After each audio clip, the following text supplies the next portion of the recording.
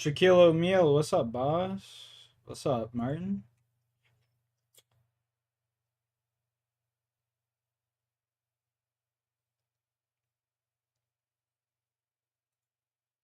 Gamer, what's up?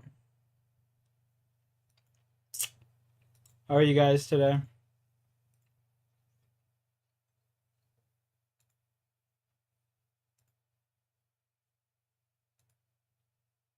How we doing? Chilling, chilling. Good, actually. Thank you for asking. How are you?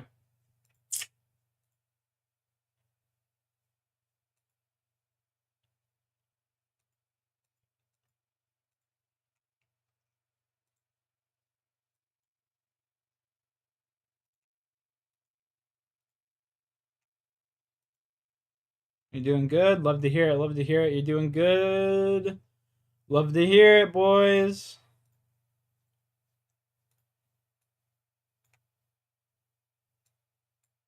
Well, we're continuing with this video here. Just enough to stunt her, and runs off through the front door. As she's running in the dirt road, naked, covered in blood, with a chain still attached to her neck, she signals to a passing car, asking for help. But the stranger in the car locks her door and storms off, so Cynthia continues to run and run. She searches for a house with signs that someone is home. When she sees one with an open door, she runs inside without knocking. The elderly woman inside hasn't noticed her yet. Cynthia grabs her by the shoulders and turns her around, screaming for help. 911. Yes, I'm calling for a young lady that ran into the house. She says she's just been raped. She's got a chain on her and everything. Send someone right away. This lady's naked and everything else. She said they've been holding her for 3 days. When police arrive, Cynthia locks herself inside the house. She doesn't trust them, as she remembers seeing her abductor wearing a similar uniform. And it wasn't until a state cop showed up. Opened the door, I ran past all them cops and jumped on him, and he put me in the cop car. He's like, I promise you, you'll be okay. When we got to the hospital, that cop did not leave my side. Even when he was off duty, he stayed there right by my side. New tonight, the woman who escaped the torture chamber of a sadistic sexual predator. She survived 3 days of torture in Ray's house of horror. Cynthia Vigil-Jaramillo says what she heard in David Parker Ray's torture chamber makes her believe there are other victims out there. March 22, 1999. Minutes after Cynthia is taken to the hospital, her two captors are intercepted a block from where she was found, trying to skip town in their RV. The FBI execute a search warrant on their residence, but nothing can prepare them for what they will find. You go to the room where Cynthia was kept. It was just frightening. Off of the main trailer, there was a converted Ryder truck. Then Pandora's box was opened. Never seen anything like it in my life. You could tell it was just a place of evil. Go ahead and state your name for the record. David Red. David Parker, right? Was she a willing participant, or Yes. did she not want to do it? She was willing. The FBI believed David was responsible for somewhere between 45 and 60 murders. What? But what happened to Kelly Van Cleve and to Mary Parker has yet to be uncovered. As the FBI is investigating the scene, they come across a videotape. It is a recording of a woman held captive inside the toy box. On her leg, they identify a very particular tattoo. They share the tattoo on national news, hoping someone will recognize it. Very shortly afterwards, a woman came forward and said, "That's my tattoo. That's me." They showed me pictures of my tattoos that they had taken off of a video, and I had to identify myself from those pictures. After I seen the pictures that they showed me, everything started to click. Since her disappearance 3 years prior, Kelly has been having nightmares, but she still can't remember what happened until they share with her a portion of the transcript of the recording of David Parker Ray's voice, which explains what he did to her. If I killed every that we kidnapped, there'd be bodies strung all over the country. So, I've devised a safe, alternate method of disposal. After we get completely through with you, you're going to be drugged up real heavy. You're going to be kept a couple days while I play with your mind. You're not going to remember a thing about this little adventure. So I knew all of my nightmares that I had been having they weren't just nightmares, they were true. And then I started remembering other things. The woman named Jessie Ray, who was last seen with Kelly on the night of her disappearance, was working with David Parker Ray. She drugged Kelly and drove her to David's house. Jessie Ray was actually David's daughter.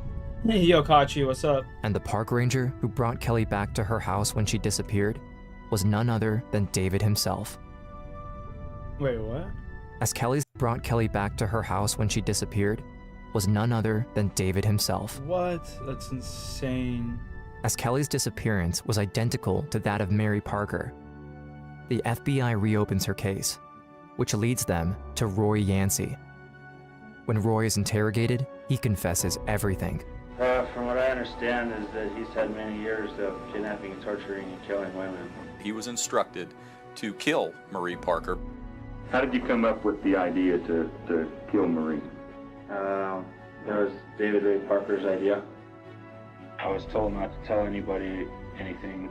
Round 53, keep it up, bro. And who told you that, David? Keep it up, my man. Mary Parker's body remains missing, but the family can finally have closure. When the case goes to trial, both Cynthia and Kelly are forced to face David and his girlfriend, Cindy. He acted like he was totally innocent and he had done nothing wrong. And it pissed me off. I didn't want to cry and let him know how much he hurt me. I didn't want to be his victim. I didn't want to go to court. I didn't want to have to go face him. But I did it because I had to do what I could to save other women. All of David Parker Ray's accomplices pled guilty to their crimes, and eventually, so did Ray. The jury gave him the maximum sentence of 224 years in prison. Nothing can repair the damage done by such evil, but because of Cynthia's incredible courage and strength, there will never be another victim. And the young girl she was worried about during her captivity is finally safe and sound. David Parker Ray died in prison that same year of a heart attack. When I found out that he had passed away, I was happy, but at the same time, I was really sad because the people that are missing their loved ones. A tornado in Kentucky right now? Yeah, there's lots of people that are in a tornado warning. Who knows where they're at? Now, more than 30 years after her escape, she's still sharing her story to help other women in need reach out for help. Cynthia has become a force in her community. I have a nonprofit called Street Safe New Mexico, and it's been serving the women that have been raped, trafficked, or attacked. Redeemed hope from others. The one, the only, helping others, the legendary Elise. Helps me not be a victim of David Parker Ray.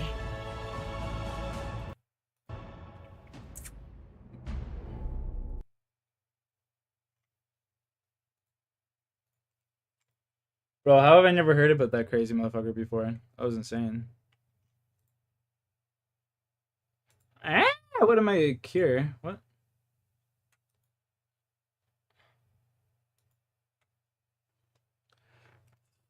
Apparently I'm diseased. Whoa, pause. Not like that though. Throwing on another video and then we're taking it.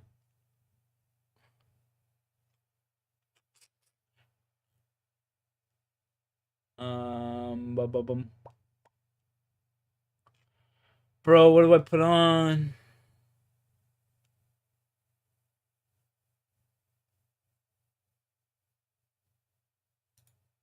I don't know. Next one in line. Hello, Irv speaking. Hello, Dad? Yes, Bethy. Are you okay? The phone call you're about to hear is 8-year-old Beth Stauffer, who was kidnapped with her mother Mary. On June 15, 1980, at 10:14 p.m., the kidnapper allowed Beth to call her dad on Father's Day. The FBI recorded it. Is Mommy okay? Yes. That's good. Yes. Happy Father's Day. Oh, thank you so much, sweetie. We can't talk anymore. When can you come home? I don't know. Can I talk? Can I talk to him? No. Mary Stauffer, 36. Beth Stauffer, her 8-year-old daughter. Kidnapped, chained, abused, for 53 days. But they escaped, and Ming Sin Chu was arrested the same day. During the trial, he attacked Mary, leaving a scar on her face. He even hired a hitman to kill her, but she survived and made sure Ming would never terrorize anyone again. Why, though? He had 53 days of our lives. He doesn't get another day. In the small town of Roseville, Minnesota, Mary lives with her husband, Irv, and their 2 children, Steve and sweet little Beth. The house is packed because the family is moving to the Philippines. It's May 16th, 1980. Mary takes Beth for one last errand before the big day. When Beth got home from school, I said, come on, let's go and get your haircut so we look nice. As the hours go by with no news from them, Mary's husband Irv and their 6-year-old son, Steve, are getting more and more worried at home. What's happening? Where are Mary and Beth? Why haven't they come home yet? Mom's not the kind to run away. Mom loves me. Mom loves Dad. Mom loves my sister. There hasn't been any arguments. Around town, the police are searching for a child named Jason, who was kidnapped that very same day. Little boy kidnapped. Jason, playing in a park, never came back. Terrifying story. But they have no idea that Mary and Beth are missing. It's nighttime. Irv finally decides to call the police. That's when he learns about the missing boy, who was abducted by a dark-haired man. The man on FBI's most wanted list. This remains an extremely active scene. Irv fears the worst for his wife and daughter. The search goes national. Roadblocks, ground team, air support. They find Mary's car left in a ditch, but no trace of the missing kids or Mary. Irv is frantic, and as the days pass, his hopes of seeing his family alive are growing thin. It's June 15, 1980. It's Father's Day, and Irv is at home with his son Steve, but still no news. Man, of I'm Mary or fucking Beth. stoned. Holy shit. It's been 30 days since their abduction. That's when the phone rings. Hello, Irv speaking. Hello, Dad? Yes, Bethy. Are you okay? Yeah. Is Mommy okay? Yes. That's good. Oh, I'm... Yes? Happy Father's Day. Oh, thank you so much, sweetie. We're fine, Dad. Oh, I'm so glad. We can't talk anymore. When can you come home? I don't know. Can I talk? Okay, Dad? Can I talk to him? No. Okay, you call again. See you soon. Okay. Bye. Bye-bye, sweetie. This cryptic phone call hides a much more sinister truth of what happened to his daughter and his wife. The day of the abduction, Mary and Beth are... Why does all this shit seem to happen in like the The 80s? two are walking through the parking lot. We saw a man walking toward us. Was it Nam or like And what? I looked up. I thought perhaps he wanted to ask directions. And he had a gun. He pulled out the gun and put it at Beth's side and said, I need a ride. He forces them into their own car and sits beside them. Stoned to His the gun pointed bone. at little Beth. Mary does everything the man says and drives off. Shawnee, how you feeling She today, doesn't boss? recognize the man yet. She doesn't know she's supposed to. I said, you know, I don't know where you're going, but we need to get there quickly because I have to get home. I have company coming for supper. They stop at a red light. Directly behind them is a police car. We came to an intersection, and I remember him saying, if that police car turns the same way we turn, you're dead. But the police car doesn't turn. After an hour of driving, the man tells Mary to stop the car. He opened the trunk, and I realized he was going to put us in the trunk. That was very, very scary for me. I said, please don't put us in the trunk. We won't be able to breathe. We were lying face down, and then the trunk was closed. Gagged, tied, trapped in the trunk of a moving car, the two of them try their best to untie each other, but the noise catches the attention of their captor. And he raised the trunk lid and saw that her ropes were untied. With the trunk wide open, two boys on bikes come near the car. One stays at the front of the car, one walks to the back trunk where he has it open, and he looks in and he sees this woman and child duct taped together, and is alarmed and says, whoa. All of a sudden, something was placed on my feet. And then I could hear whimpering, and I thought, this is a child. 6-year-old Jason Wilkman was just being curious. He saw something he shouldn't have. and for that, he was taken away. And so I started to talk. I said, my name is Mary, and I'm 36 years old, and our daughter Beth is here, and she's 8 years old. And we don't know who this man is, and we don't know what he wants, and we don't know what he's going to do to us. I think he said, I'm supposed to visit my grandpa and grandma tomorrow. And we just talked about being scared. And then the car came to a stop, and the trunk lid was open, and Jason was removed from the trunk, and then the trunk lid was closed. And then all was quiet. And I remember thinking, he's left us here to die a slow death in the trunk.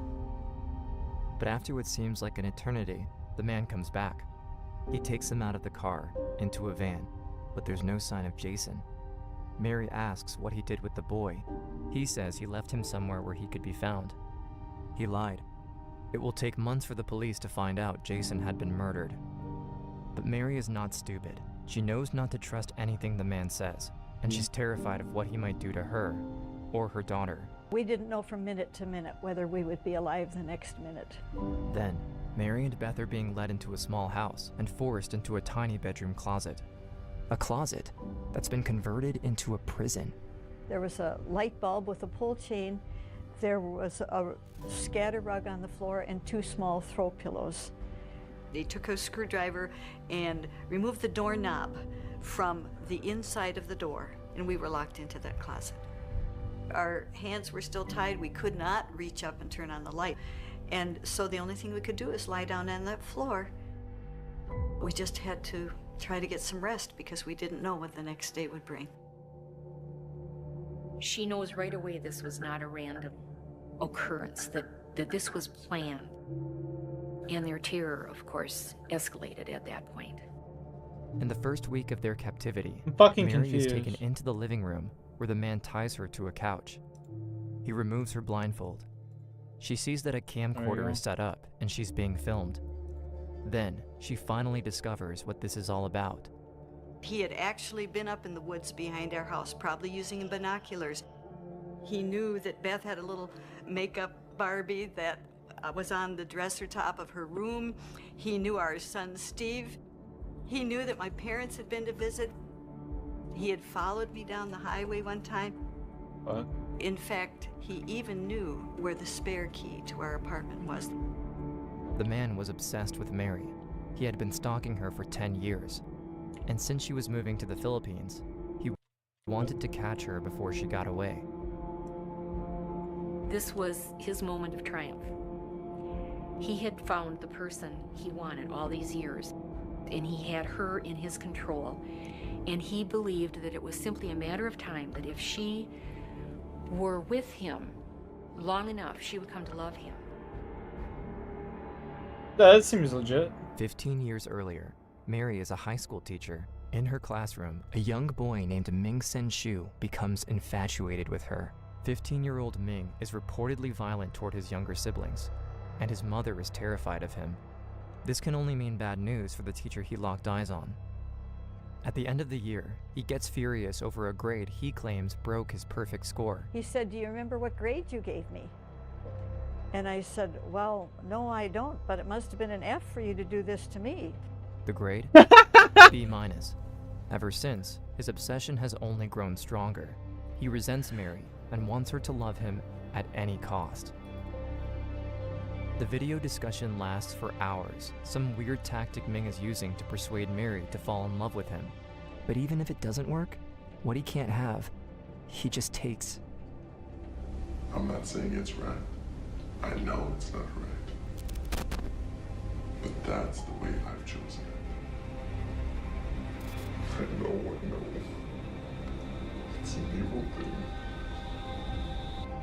I could tell she was upset when she would come back and see me in the closet, but I didn't know why. He warns them multiple times that if they try anything, he would kill them. He hammered it into us. If I ran away, he'd kill her. If you did anything, he'd kill me. June 7th. Ming takes his fantasy of having a family life with Gamer Mary Cat, further stay out of trouble, brother. and rents an RV for a trip You to have a great Chicago. night, He meets Beth inside day. the RV, chained, while Mary and him go out in public, his gun keeping her in check. During that trip, that thing. both Mary and Beth make attempts to get rescued. Mary uses her traveler's check to pay, knowing it should alert the FBI of her transaction and whereabouts. The FBI never received the information.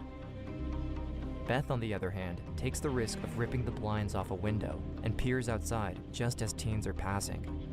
For the first time, she has the courage to act, even though Ming has threatened to kill her mom if she tried anything. She yells out to the teens, saying she was abducted and asks for their help, but the teens laugh at her and tell her to stop making stories. They leave. July 4th, Ming takes them to see the fireworks.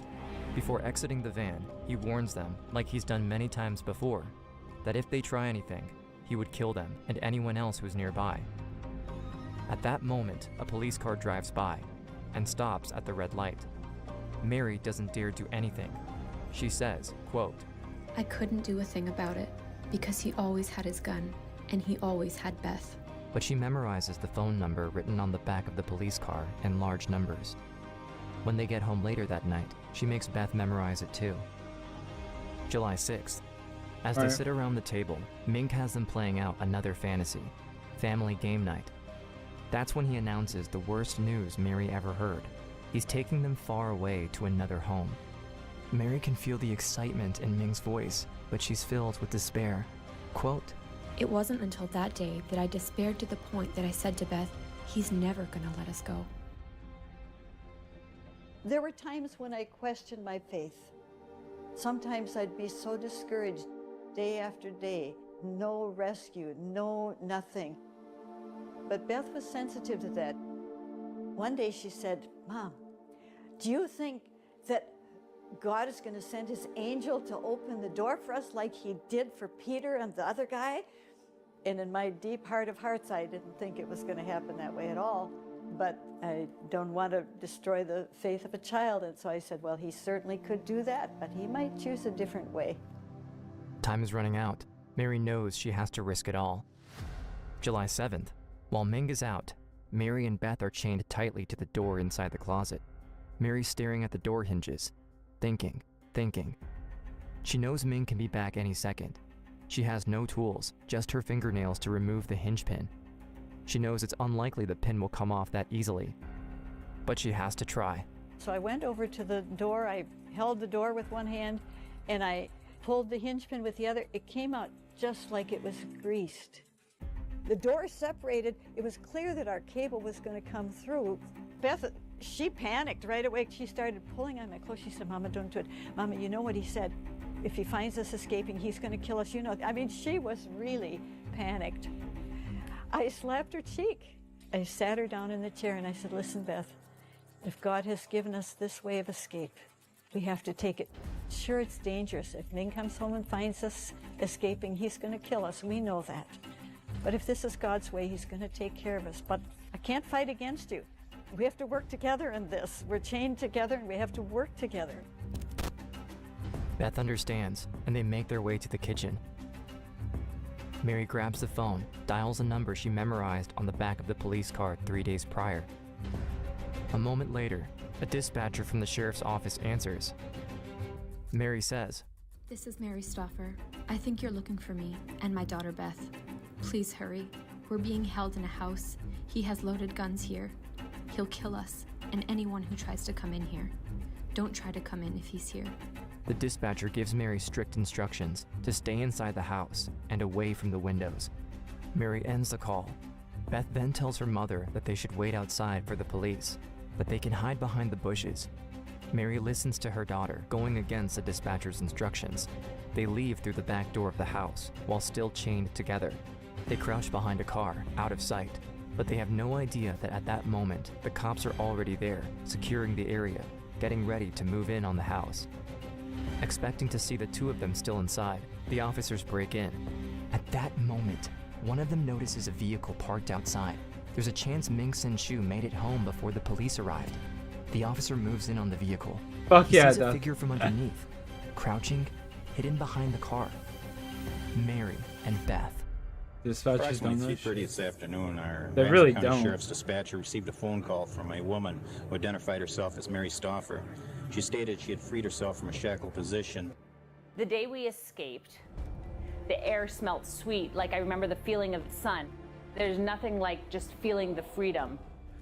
When we were taken to the sheriff's office and I first saw my husband Irv and our son Steve, it was just so marvelous to hug each other. The police arrest Ming that very same day, but the relief is met with tragic news. When the officers escort Mary and her daughter to the station, they ask if the boy Jason is still inside the house. This confirms what Mary feared all along. Jason is dead, and they still haven't found his body. Before long, Mary and Beth are called to testify against Ming in court. It's not uncommon for kidnappers and criminals to admit or pretend that they regret their actions once they're caught. Dennis Earl Bradford, the man who took little Jennifer Schuett from her bedroom at night, broke down during his interrogation.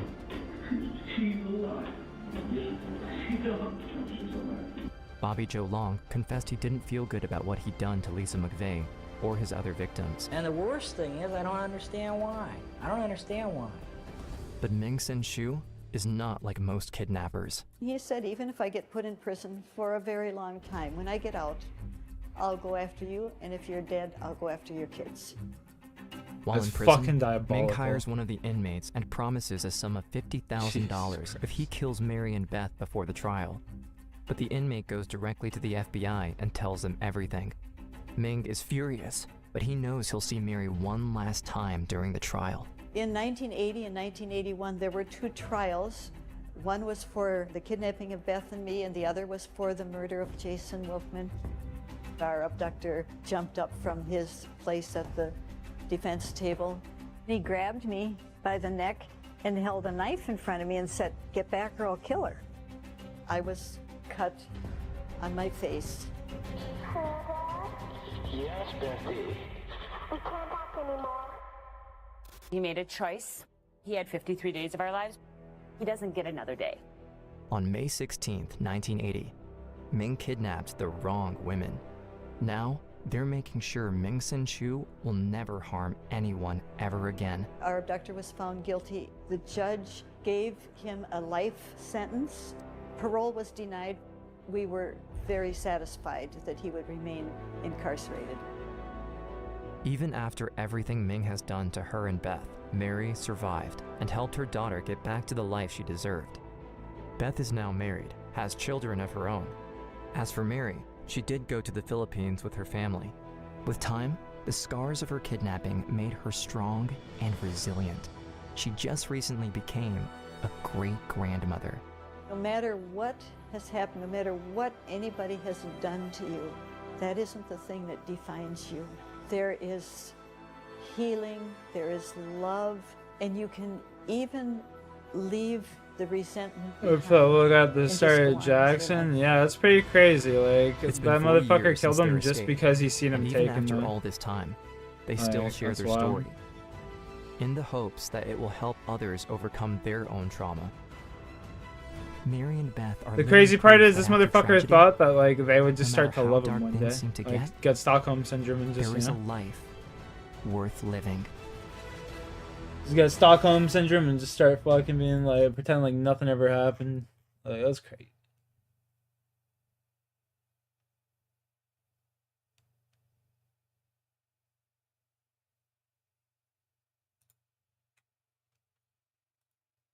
Pay attention to the girl looking straight into the camera. To most people, Annette Craver looks like a regular teenage girl, but something isn't quite right. Her mother, Mary Rose, noticed that her daughter wasn't the same since she returned from a recent trip to California. What she doesn't know is that, while over there, her innocent daughter tied the knot with a serial killer. What? In 1983, 43-year-old Felix Vale, a cult leader, manipulator, and serial killer, married 17-year-old Annette Craver, putting her entire being under his control. There was nothing in her eyes. There was no personality there. It was like a zombie. But the teenager still had enough sense in her to try to overcome her tyrannical husband. She said, "I'm leaving, Felix. I want a divorce. I'm going back to school." But this was too little too late, because Annette disappeared shortly after, leaving I've no seen this clues before.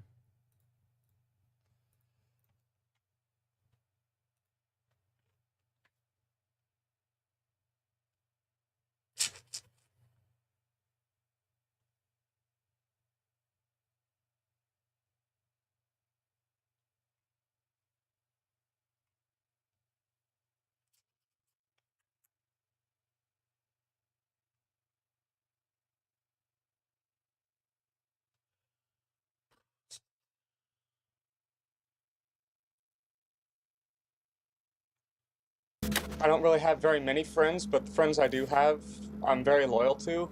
Oh, never mind. Seen this shit too. Damn, bro. No. Let me ask you something.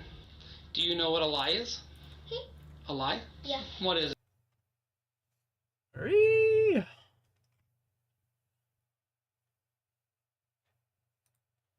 Sure.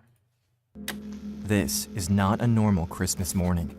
Don't pay attention to the They decorations are on the true tree stories. or the They presents are. all over the floor. Instead, look at the woman's For face. sure. She isn't smiling at all. Now, look closer at her shirt. It says, "Find Jessica." This is Monica Lukasavage, and her 13-year-old daughter Jessica has been missing for over 3 months. September 15th, 1995. Jessica's dad picks her up for a scheduled weekend visit, but 2 days later, she disappears.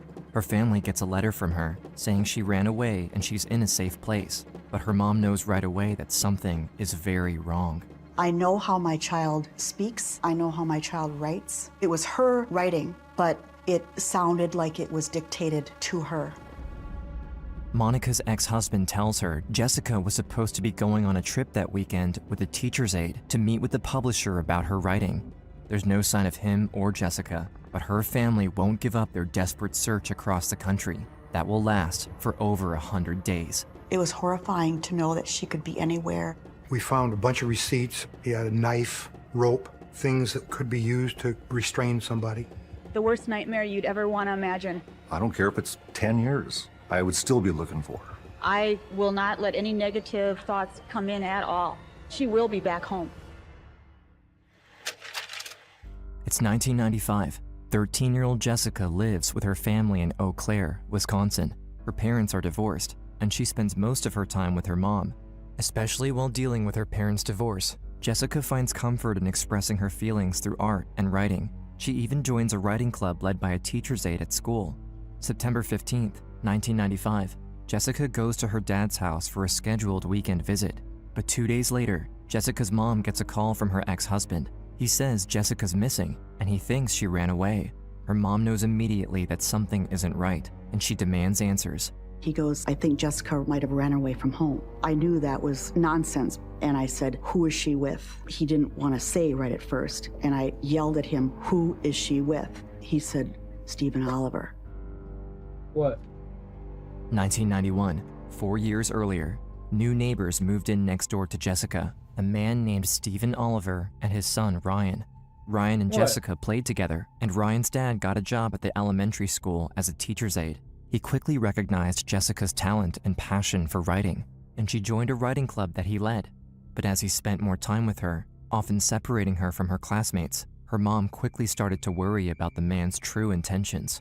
I called Stephen Oliver and I said, you're a nice person, but we just don't feel comfortable with this relationship, and so we're just gonna stop seeing you. He was very apologetic and wished us well.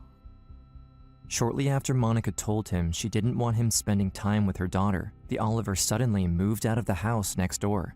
Jessica and her mom both felt a sense of relief, but it was immediately replaced with fear when they found out where his new home was, right across from Jessica's dad's place. Chills went up and down my spine, and I thought, oh my God, there's something wrong with this guy. He had my daughter in his sights. I felt very afraid that he was going to do something. Monica brought her concerns to her ex-husband Dale, but he dismissed them, saying Oliver seemed nice and there's no need to worry. Yeah, Monica seems even nice, called an alright. attorney to see if she could stop her ex-husband from letting the man visit their daughter, but it wasn't in her rights. Yo, in I'll be right September of back. 1995, I'm gonna pause this shit real quick. I'll be right back. What are you barking at, man? Let's go. Show me.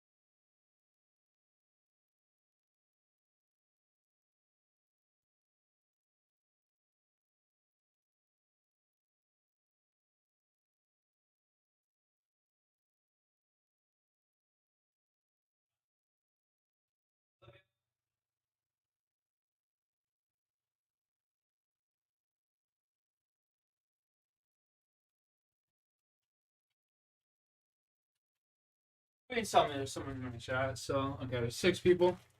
Chat. Do you guys ever just have those people that, like, you know, they can't just sit there in silence? They always just gotta fucking talk.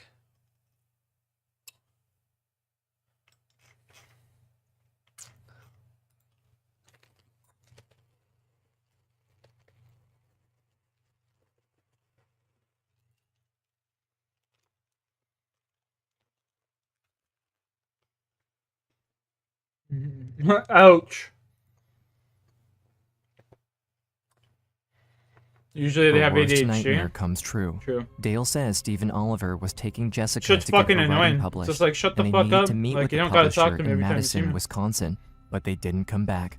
He hadn't Like told my one Monica buddy? anything about letting Oliver take her And that's on a not true trip. at all, because my one buddy literally has ADHD. Like, diagnosed, he gets, like, prescription pills for it and shit.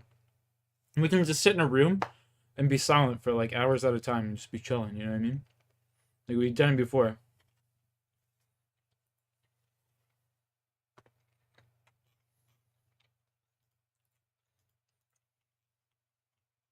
I don't know. Probably, yeah, alone, touche. and she never would have Touche. let her daughter go with him if she knew.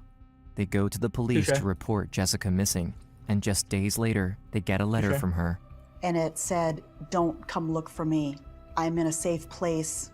I know how It's my just like, child fuck. speaks. I know how my I hate child that shit, writes." man. Like, I'm an It introvert through sounded and like through. it was dictated. When people to go out of their her. way to talk to me, it's just like, dude, The letter shut makes it the sound like fuck Jessica did run away, up. but her mom has already been worried Yeah. about Stephen Oliver, and she has a feeling there's more to the story.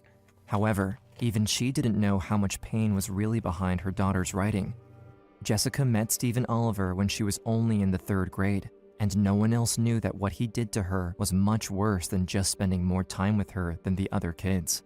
Nobody knew Oliver would pull me aside, follow me into his house, and then he would lock me up in one of the rooms, and then he would set me on his lap.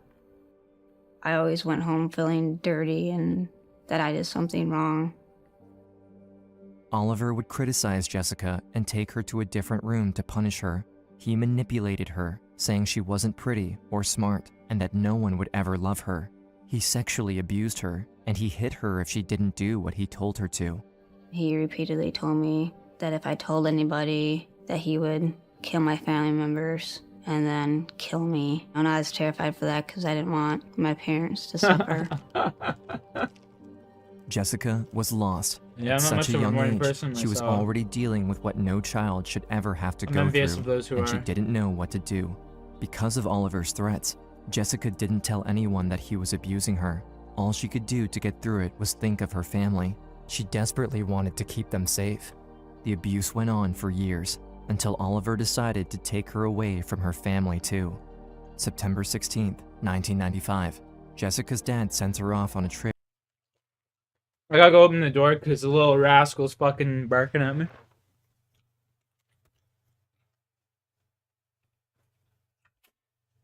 Come on. Come on in. June.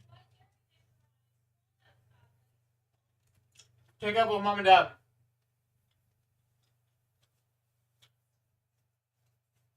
You're in or out, man? Don't be barking at my door just for me to open it and run away.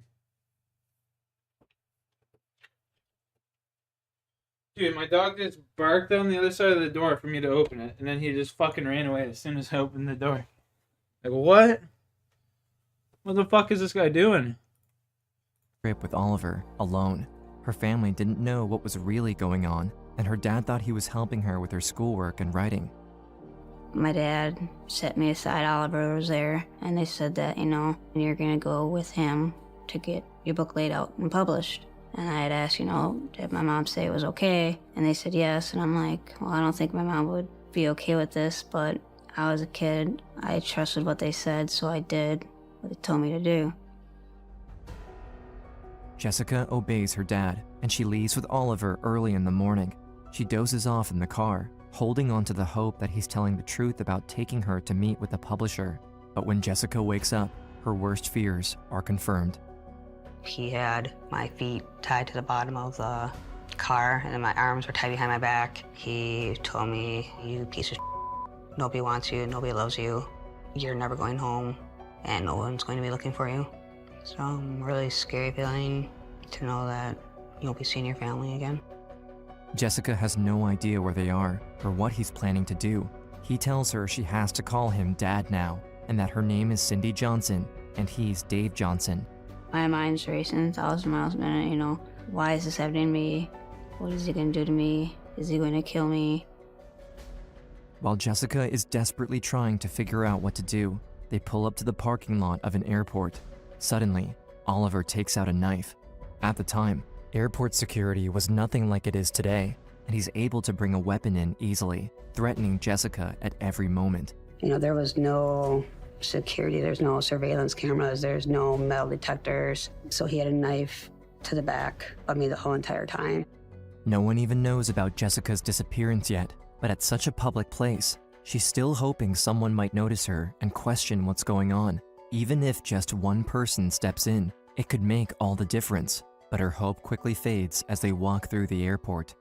And we got through the airplane. I had to take my seat. You know, nobody questioned, you know, where are you guys going? Where are you from? Is this your daughter? Nothing. None of the strangers around have any clue how much danger she's in. And as the flight takes off, the only thing Jessica can do is think of her family, wondering if they'll be able to find her. Back in Eau Claire, police rush to Stephen Oliver's house.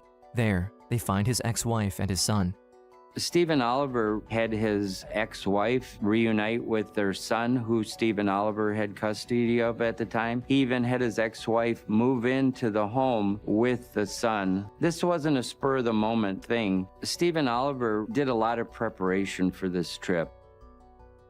They search the house, finding a series of disturbing receipts that make Oliver's plan more clear. He had made several purchases that we were able to find, some duct tape, I believe it was, rope. He had a knife, things that could be used to restrain somebody.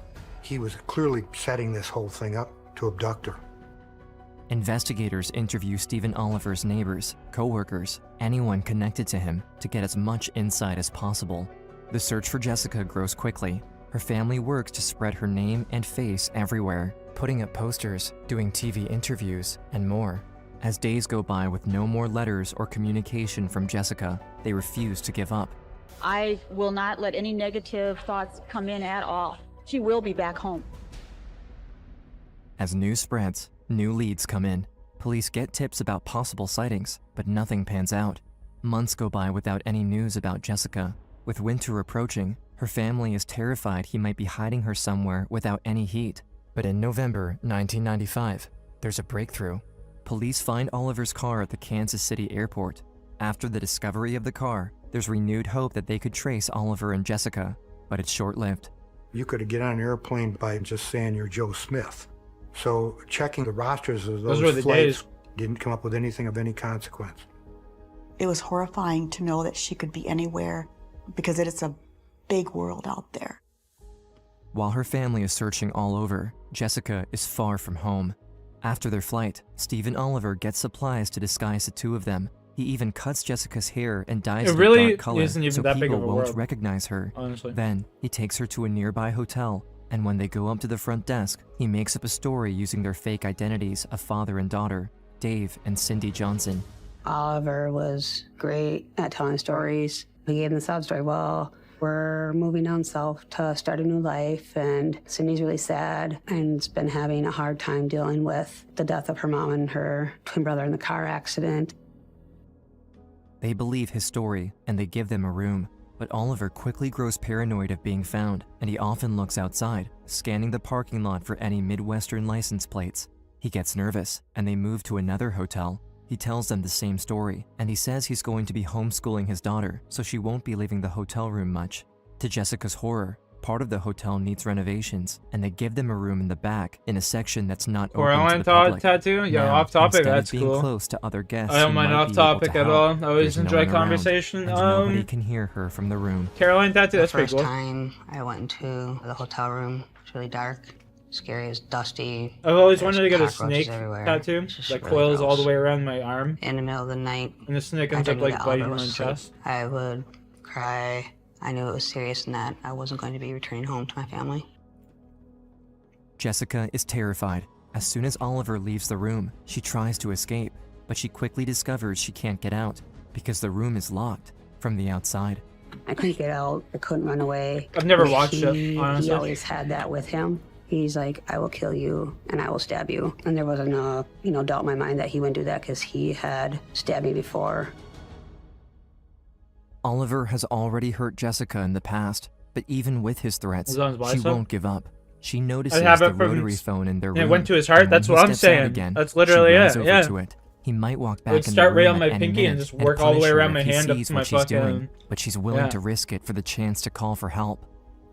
I'm trying to dial my phone number and it just didn't work. I'm like, I know what my phone number is. Oh yeah, I found bro. out Devil that having a Oliver great was able day. to rewire it. So then if you were to dial 5, it could be a 6. Dial 7, it could be a 4. So there was no way that I was going to be making a phone call to anybody. Jessica can't call anyone, and she can't get out of the room either. She's running out of options, and there's no escape. All she can do is try to picture herself back with her family. She desperately hopes they'll be able to find her, but the longer she spends in the hotel room, the harder it is. All I would think about was that he was right, that I was stupid because I couldn't even figure out how to call my mom on my phone. I didn't think that I would ever see my family again. As days turn to weeks, and weeks turn to months, Jessica's hope starts to crumble. Oliver is constantly abusing her, sexually, physically, and emotionally. I was never allowed to leave the room. I spent most of the days tied up to the bed into the hotel room. I wasn't allowed to eat whenever I wanted to because I was fat and ugly, so the only time I was allowed to eat was if he gave me food, and if I deserved food, then I could eat. I was beaten really hard in the stomach by his fist that I could barely even walk. And it hurt the worst when he said that my parents and my family and friends didn't love me or didn't want me anymore. And it was really hard. No. He continues to call her Cindy I opened Johnson, it. and after Opened all the door pain for you, she's been buddy. through, Cindy is And starting you to didn't become come her in. identity. That's your Every time fault. she tries to remember her past, Oliver hurts her more. got Tokes? I and the do. loving, happy young Jessica is fading away. She's not only losing hope that she'll escape alive, but she's also losing her true self. Every day you're listening to "You're worthless, you're damaged good," you begin to believe it. I didn't know that my name was Jessica. I knew that my parents and my friends are looking for me, but the images of them is kind of faded. While Jessica is being brainwashed by her captor, her family refuses to give up. The thought that they might see Jessica again someday keeps them going, and every day they try to think of more ways they can help in the search. They're able to get Jessica's picture on billboards and posters on the back of semi-trucks, spreading her story across the country. Various TV shows and publications pick up on the story too, including the massively popular America's Most Wanted series, hosted by John Walsh, who lost his own son after an abduction. The show seeks help from the public to find criminals, and the manhunt for Stephen Oliver grows. Monica I actually remember watching that as a kid. leans on her This brother for exact support, episode? and he gives his all to find Jessica too. My brother Steve was phenomenal, isn't even the word for it. He worked tirelessly on trying to find Jessica. We did a lot of praying and hoping. Everybody poured their hearts into it. I wouldn't have given up. You don't I have don't care a- if it's it's 10 each years. to their own, man. I would still be looking for her. I always felt she was alive, and I was trying to send my strength prayerfully to her. I prayed all the time, had the courage and strength and hope that my family would find me and bring me home. Even though Jessica's identity is fading, when she prays, she can feel the connection to her family. Jessica also remembers something her mom used to tell her that gives her strength to keep going. I knew that my family back in Wisconsin would be looking for me because my mom had mentioned that if anything bad would happen to myself and my brothers, that she would find us. Thinking about home and being back with my family was enough to keep me alive. Christmas Day, 1995.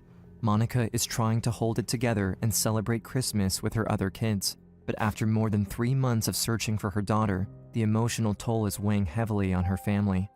It was heartbreaking waking up on Christmas morning and she wasn't there. There was no joy, there was no smiles, there was no happiness. To think of your innocent baby in Yes. that kind of predicament Am I where doing she's just living helpless life, and man? it's really hard for a mother to Living life. live with that. Jessica's mom is heartbroken. She knows that the more time passes, the less likely it is that they'll find her alive. But even over the holidays, she's still thinking of anything else she could do to find her. December 28th, 1995, 104 days after Jessica went missing, FBI investigator Jerry Southworth gets a call that changes everything. I got a call about 11 o'clock at night from America's Most Wanted, and they said, you know, we think we got something here. There's a lady who says that she thinks she knows where they're at. She said, they're staying at that hotel. I know them under different That's names, spaghetti? father and daughter, Yum. Dave Johnson and Cindy Johnson. I called the Houston office of the FBI. I told them, I said, I'm sure this woman's got it right. You're going to find her there. Back at the hotel, it's in the middle of the night. Jessica wakes up, confused and scared when she hears someone banging on the door. Oliver just said, don't you dare do anything, don't you say anything. And they knocked again, and they said, this is the FBI. I did not know that I was being rescued by the FBI. I just knew that some strangers are coming into the room. They flashed their badges. I was freaking out because I was like, okay, is this fake? Is this real? Am I actually going home? I was talking to my sister on the telephone, and we were planning on what to do next in our search. And my call waiting came in, and it was the FBI agent.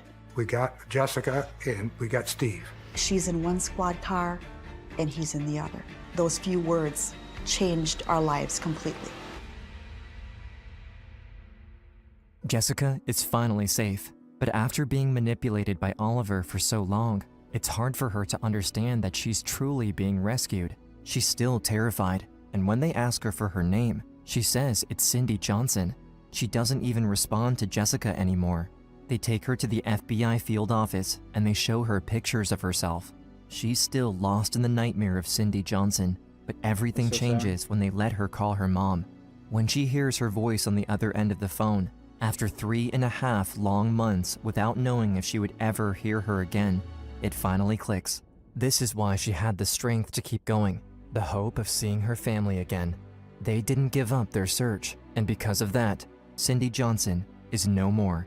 But then after she started talking to me, and I started to remember that my name was Jessica and that she was my mom, and I was really excited, and I knew I was going to be going home and seeing my family again.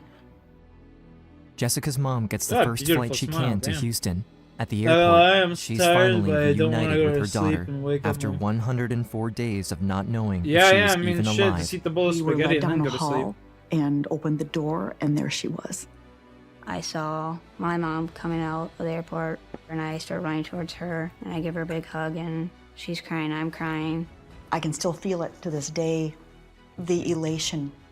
Everything that we had lived for was standing right in front of me. It was a late Christmas miracle.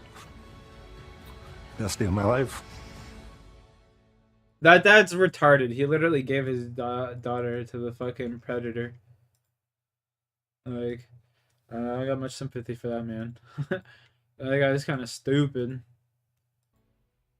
At last, Jessica is free from Stephen Oliver. She goes home, Oh, wow. sleeping in her own bed for the first time in over 3 months without anyone hurting her. However, there's still a long healing process ahead. Things are hard for Jessica, and while enduring all the emotional trauma, she also has to deal with the physical damage from Oliver beating her. She has to get multiple surgeries, and even at school, Jessica gets bullied for what she went through. What? People criticize her for not being able to escape on her own, and they even say she's lucky for getting kidnapped. What the fuck? Dude. I guess it's the little kids saying shit like that, but still. That's fucking crazy.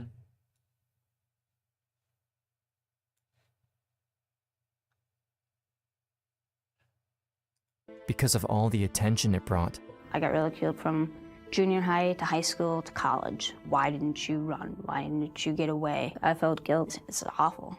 They don't know what it's like to be in our shoes and to be kidnapped and traumatized. Jessica has a lot of bad memories associated with school. Not only is she bullied after her return home, but it's also where Stephen Oliver abused his position as a teacher's aide, using that as an Fair. excuse to get her alone. But with the support of her family and her other teachers at school, she's able to be stronger than her bullies. She learns that there are other trustworthy adults who truly want the best for her, and they help her to move on, So, like, what is refusing to let this? Oliver take over her future like he did with her childhood. It's in like June true of crime. 1996, Stephen Oliver goes on trial. Jessica's testimony is crucial for getting him convicted. Oliver's lawyers try to argue that she went with him willingly and lured him to Texas. She has to relive what she went through, testifying for hours, but she bravely tells her story to make sure he can't hurt anyone else. He's sentenced to 40 years in prison without the possibility of parole. Before her kidnapping, Jessica loved doing art and writing. Afterwards, she finds herself again through working on art projects. She gets good grades at school and graduates college with honors, with a major in psychology and minors in sociology and criminal justice law enforcement. Because of all the abuse and trauma, doctors thought it was unlikely she would be able to have children, but she got married, and miraculously, she was able to have kids of her own. Yeah, it's pretty crazy. She still has times where she's reminded of the horrors she went through as a child, but she's surrounded by loved ones who helped her get back to being her true self. And today, she's an advocate for other survivors, doing all she can to prevent others from going through the same thing. It's very hard to relive the memories of what happened to my daughter, but it's better to talk about it, to release some of that, and mainly to help other people. UK rap's pretty, should I say, dog shit? Dog shit.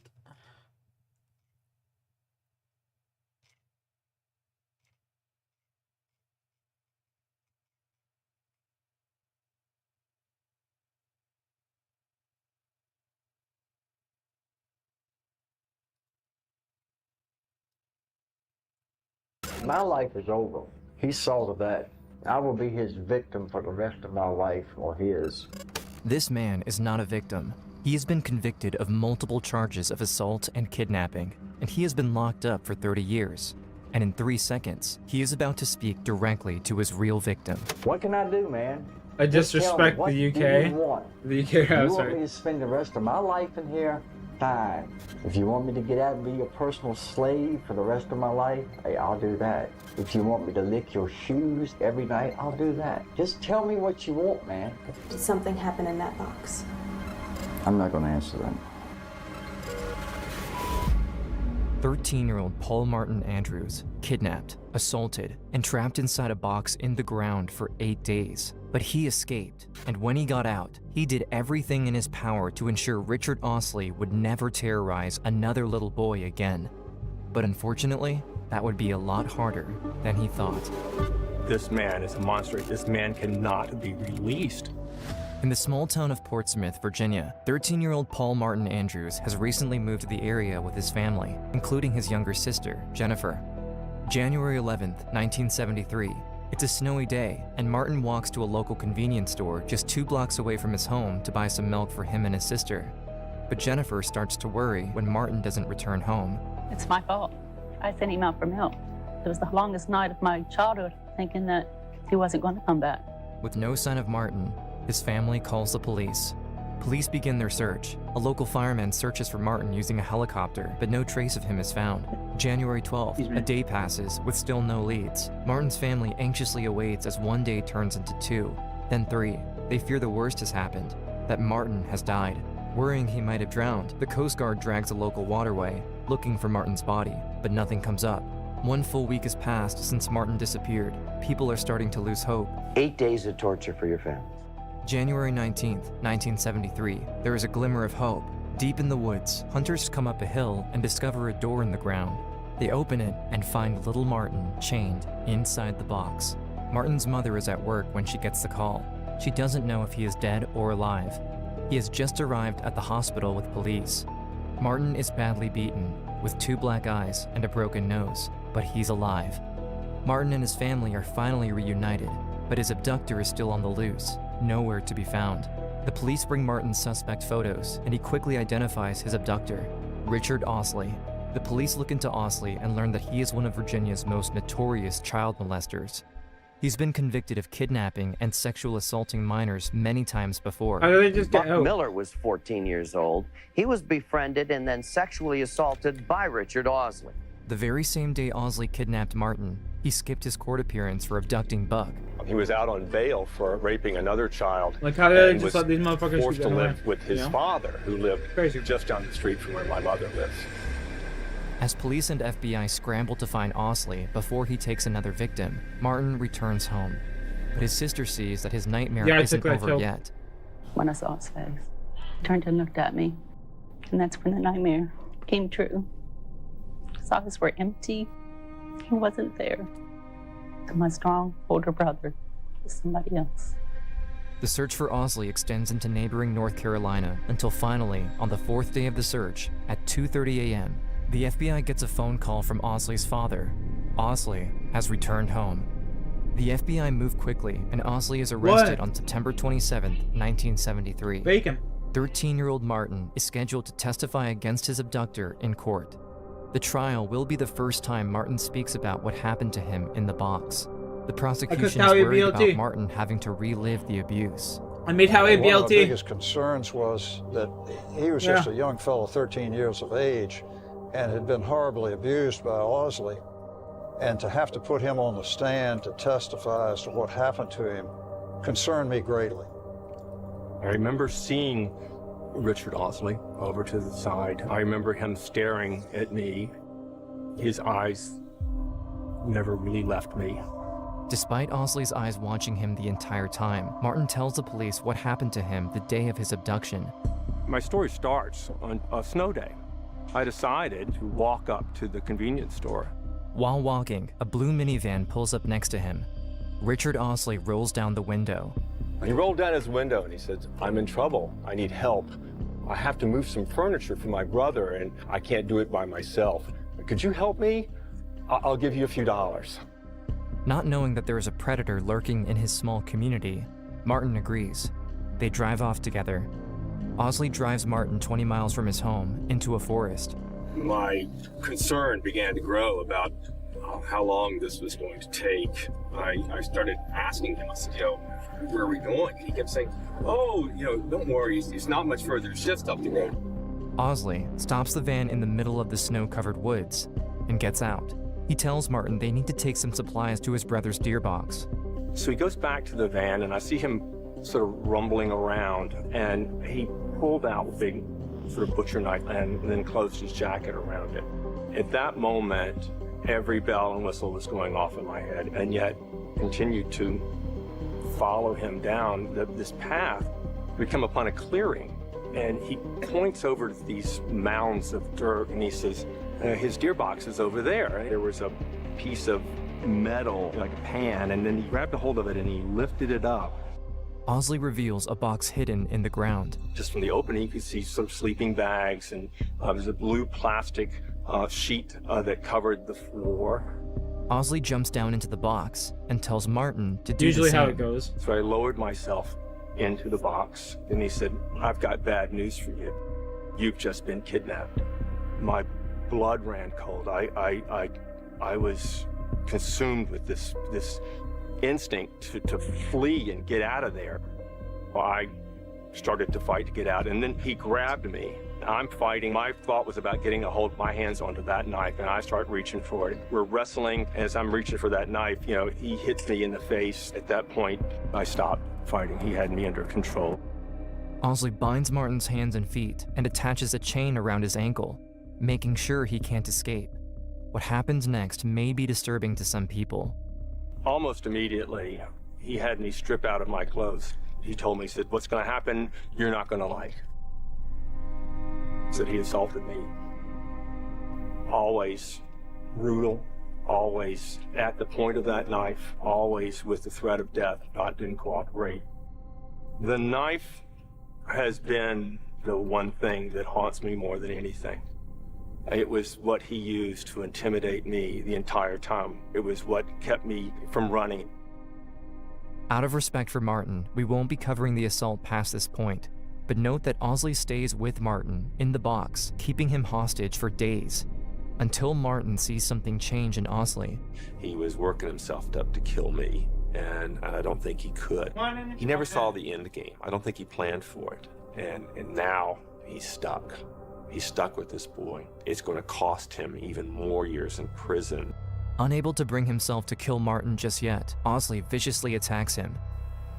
And just as I thought he was leaving, he gets over top of me, kneeling, looking me in the face, and then began to beat me with his fist, back and forth, punching me, yelling at me. I came away with it with 2 black eyes, cracked tooth, my nose was broken. I was hurting very bad. Martin knows his time is running out. As he lays in the box at night, he thinks about what his mother is going through. What was going through my mother's mind? Would she be worried? Would she be crying? I think that bothered me more than anything, that my mother would be crying about me, that I was gone, and never to know what happened to me. It wasn't so much about going home, it was staying alive. January 19th, 1973, the 8th day of Martin's captivity, Osley makes a mistake that will change the course of this case forever. He leaves Martin alone in the box. 8 a.m. For the first time, Martin hears something outside. As I sat there hoping that my mom would come soon to pick me up, I heard the sound of gears shifting, and I said, that's got to be my mom. My leg chained behind me. I could just stretch out enough that I could open up the top of the box and just get the top of my head out. And I saw it wasn't my mom, but these 2 trucks coming through the woods. I started screaming at them. I screamed and I hollered and I said, please stop, please stop. They walked over to where I was at and looked in the hole, and I said, I've been kidnapped. Hunters find Martin beaten and chained inside the box. For one of the hunters, the sight of 13-year-old Martin is too much to handle, and he has to step away. The police are called. The police arrived. They decided to take pictures while I was still chained in the box. Those pictures show the brutality of what goes on there. The police free Martin, put him in a patrol car, and rush him to the hospital where he's reunited with his mother. Because of Martin's testimony, Osley is sentenced to more than 40 years in prison, but Osley could be released after serving his time. He has the possibility of getting out and hurting another child. After bravely coming forward, Martin thinks he is finally done with his nightmare, but the circumstances of his abduction are so shocking that a professional psychiatrist calls Martin, quote, a liar, and told my parents that I should be institutionalized. He didn't believe my story. The psychiatrist tells his parents that he shouldn't talk about his experience. My parents were told, though, that if I wasn't allowed to speak about it, that I would forget about it, that it would just go away. And what happened over time, though, was that everyone forgot about it. Everyone except for me. Martin never talks about what happened with anyone again and falls into a depression. It was difficult, still keeping my secret all the time. My spouse never knew those things. I never spoke to him about them. Friends I had known for years never knew that part of my life. While the outside looked great, the inside was being torn apart. June 2002, 30 years later, Martin thinks he has finally moved on when he receives a call he thought he'd never get. I was at my job and the phone rings, and it's my mom. She told me that, Richard Osley's about to be released. To hear that this man who had done such horrible things to me, this man that I thought would be in prison for the rest of his life, that I would never have to deal with him, was now being released. I was horrified. I was horrified. Martin doesn't know what to do until he discovers that Osley is trying to convince everyone he's a changed man in order to be released. Osley's been serving the last 30 years in prison for kidnapping Martin Andrews. He says every day behind this barbed wire, he fights the temptation, warns others about the dangers of sexual predators. I tried to educate him about people like me. I looked at that picture of Marty, and I asked myself, how in the hell could I have done that? I would never hurt another child. Although he hasn't spoken about what Osley did to him in 30 years, Martin knows he has to come forward to ensure another child is never hurt by him again. For 30 years, I had kept silent about what had happened to me. It had been a secret. I knew that if Richard Osley was ever released, that it would mean that another child would have to suffer through what I did. This man is a monster. This man cannot be released. And so I stepped out. So I started emailing every one of the delegates and the senators, attorney general, and the parole board. But Osley fights back. What can I do, man? Just tell me, what do you want? If you want me to spend the rest of my life in here, fine. If you want me to get out and be your personal slave for the rest of my life, hey, I'll do that. If you want me to lick your shoes every night, I'll do that. Just tell me what you want, man. My life is over. He saw to that. I will be his victim for the rest of my life, or his. This thing about he's trying to flip it right around, yo. That's that guy definitely needs to be locked up for sure, bro. 8 days of beating and rape, that's a bunch of bull. He knows it. He lied to me to get me in there. He lied to get me into that box, and once I was in there, he was not letting me go. What can I ask from him? All I can ask is that the state make sure that he never does it to another child. By speaking out, Martin inspires Buck Miller, another of Osley's victims, to come forward. I think he needs to remain in custody. Martin is able to track down another victim of Osley's, Gary Founds, and discovers he never came forward to police when Osley assaulted him in 1972 out of shame. Being attacked and assaulted violently, and the man's already proved he's a danger to society. Inspired by Martin, Gary speaks out after 30 years and files charges against Osley, forcing him to serve more time in prison. 2 years later, in January 2004, Osley suddenly dies in prison. Good. Although Osley tried to play the victim, Martin came out on top, showing that he is a true survivor. Martin is no longer a 13-year-old boy trapped inside a box with hollow eyes. He got married, became a loving husband, and is closer to his family now after speaking out. It's like having him back. We're closer now than we have been in 30 years. Today, he is an advocate for survivors. He dedicated himself to help pass laws to protect victims of sexual violence. He understands that in order to heal your pain, you have to talk about it. If there's anything that I could say to children who are being abused or who have been abused, to adults who were abused as children, is that as long as you keep it to yourself, they get away with what they've done. You've done nothing wrong. Yo, what's up, Square?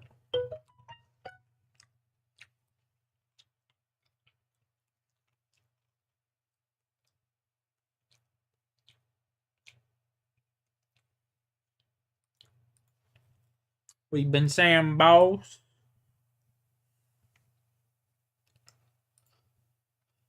Look at boss. Look at boss. Working, chilling, nice.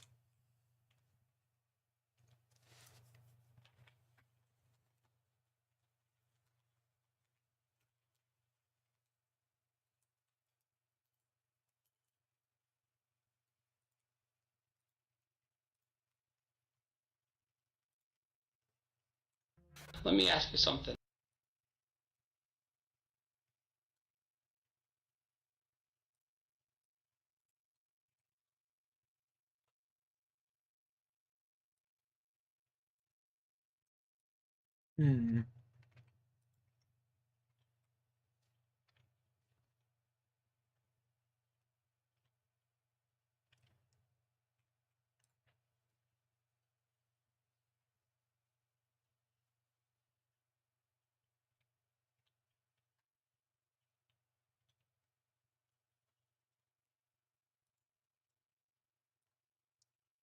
I'll watch this video. If it looks like I'm tired or I just woke up or I'm even looking defeated, that's because I am tired.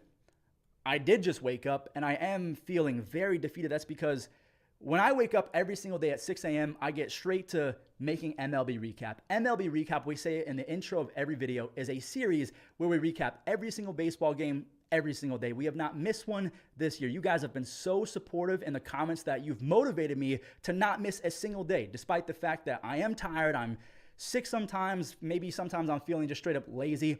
I make the videos every single day because I know you baseball fans deserve it.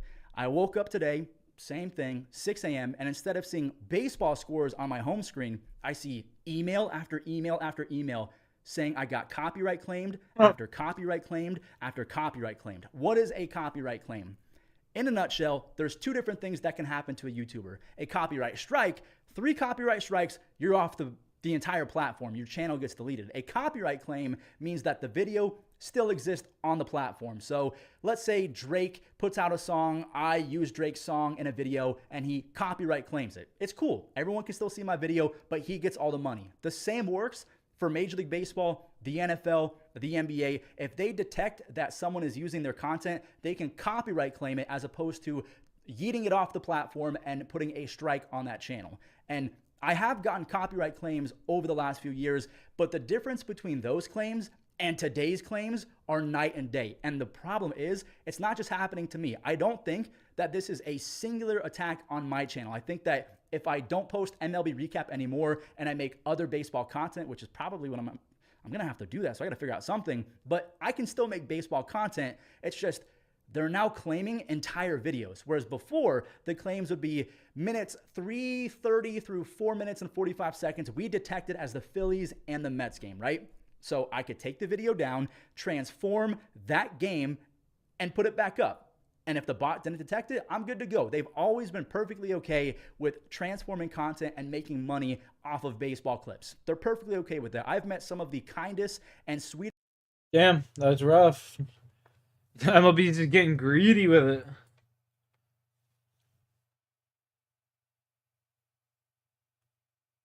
My life needs a makeover for real, for real. I just have such an addictive personality. It sucks.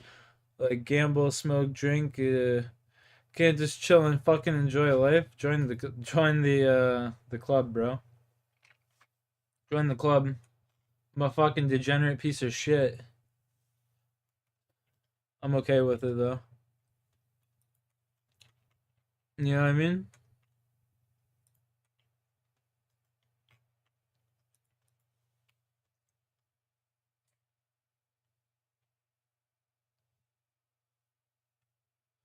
I'm a degenerate piece of shit. I just live with it.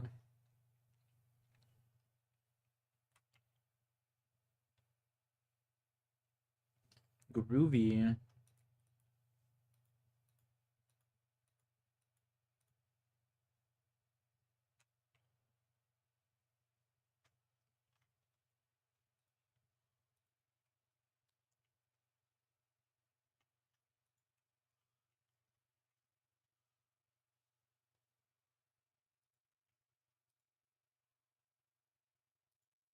I'm a piece of shit, brother. That's all I gotta say. What a wonderful day. Oh, excuse me. Boom.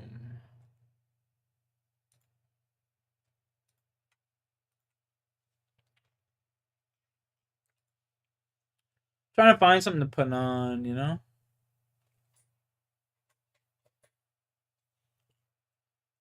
So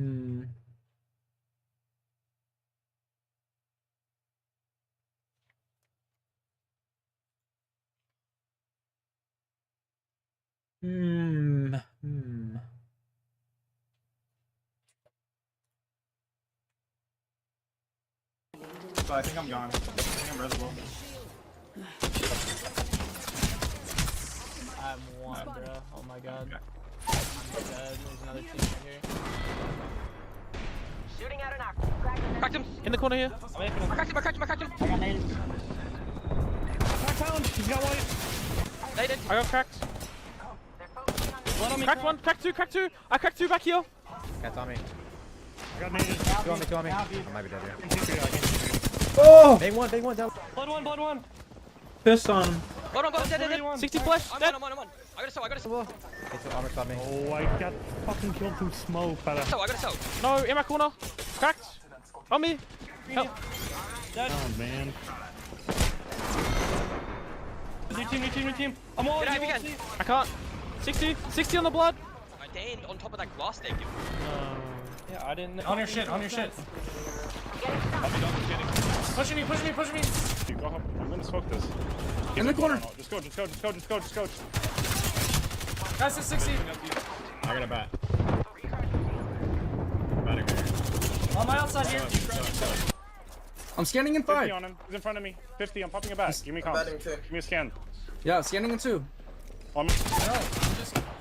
She got a bat off. My door. Yep.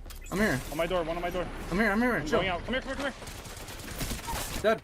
On Eddie. Eddie. Inside. I'm chilling. Come. I'm just shooting this. Nice. Popping a Phoenix. Grab a swap out. Comms. I mean, I can't do anything now, bro. I might just be dead. I'm fine. One gun. He's running out. Not a solo. I'm. Where are Go close. Hey? Where are they? Low ground or high ground? Low ground. Under. On me. Fucking serious? He's zip up. I'm safe, but. Yeah, there's no zip here. Here. Wait, he's on us. Go here. He's on us. You want to go outside? Is that the problem? I cracked down. He's going to height. He's cracked on height. Catalyst going up to height. Yo, come up zip. Jen's gonna res. Is that the problem? We'll go outside, alright? Give me a second here, big man. If you kill one, we're good. Yo, square with the 13-monther. Ready? Go up second round. You're alone. Let's go. You're alone. You're resing. What is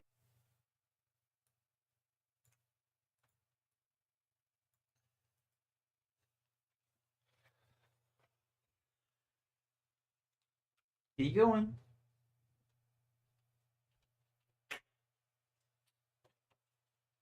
Go.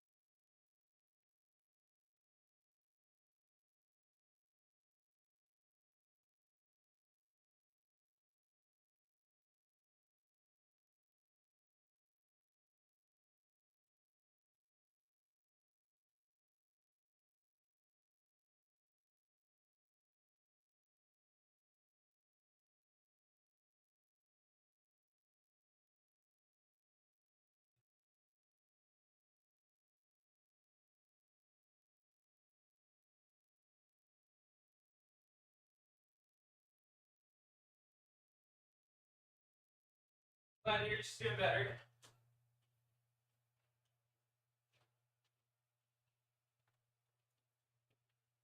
Holy.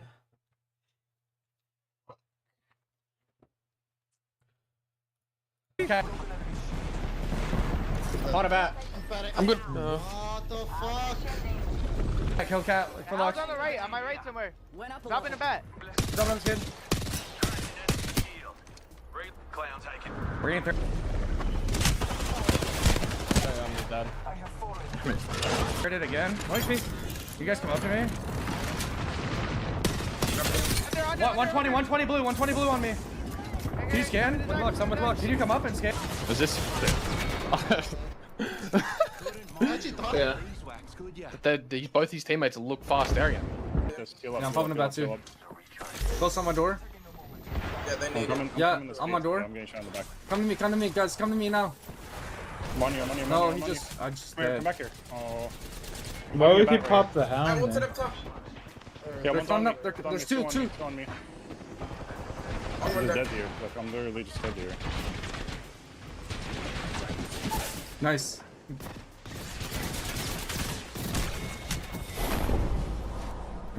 Fuck. Yeah. I'm dropping. Both on me. Like, god damn it, man! It's a bad drop, Zach. ¿Neta? Ok. Ah, le pegó contigo. Está bueno. Se muere.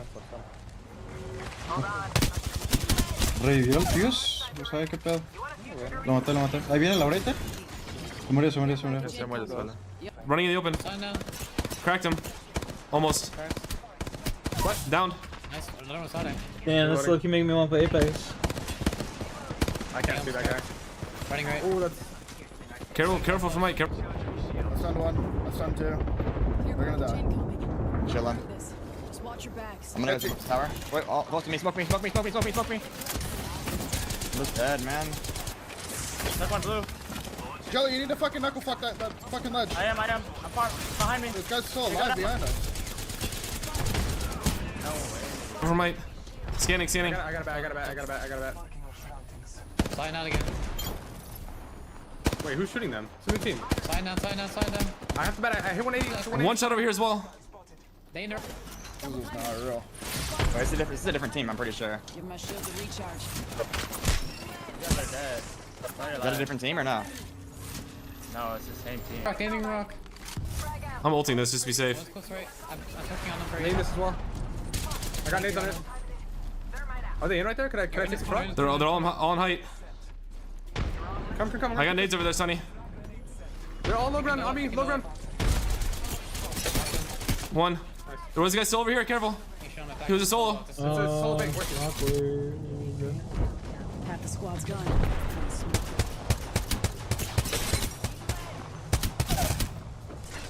Win the shit. Not with you, Snipe. Not with you. You can kill that guy though. Pull that You got that. Dead. Give me a sec. Like, why does my hip fire just go to a different planet, bro? One's on me. Oh no, I died. Pride him. He's cracked on the staircase. I mean, No, they're right here on my ping. Shoot right here. On ping. Going through here. Can't shoot. Right here. Good art. Wait, somebody's up here with us. Wizard. There's one left. Play for the KP. There's one guy left. No, pop. Maybe they'll punch me in. I'm just gonna sit here and medkit, I think. Oh, I don't have a medkit, bro. Here when shit happens. Oh, I'm dead. We got the KP at least. Yeah. Hay un bata acá, Podemos piquearle del lado derecho si quieres. No, me echa pila. Bueno, podemos chilear aquí. Ahí está en medio de la nada. Bueno. ¿Me echo body y los empujamos? Creo que el equipo de atrás no está empujando. Pues voy a intentar. Explotaron dos bombas, bro.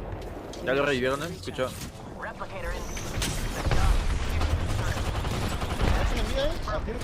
Les tiré nades. Mata a la bangla. Muerto el Lockdown.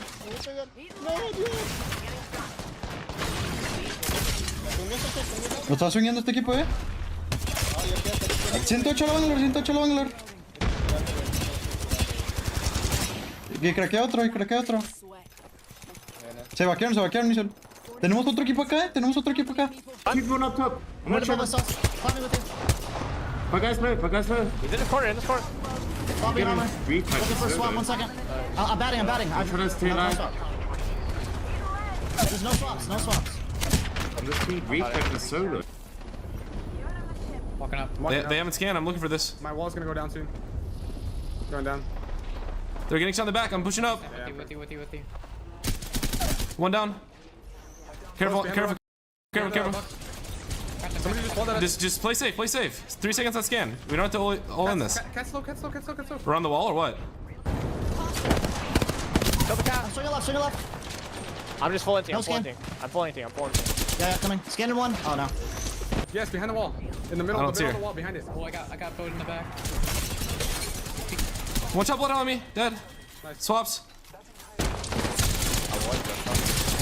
Oh, cracked one on the right. Oh, I gotta get it. I'm running back. I'm 1 HP. They're close. Bangalore almost Bangalore weak on the right. Bangalore's play, or Bloodhound's play. 1 HP. I'm looking fast. No!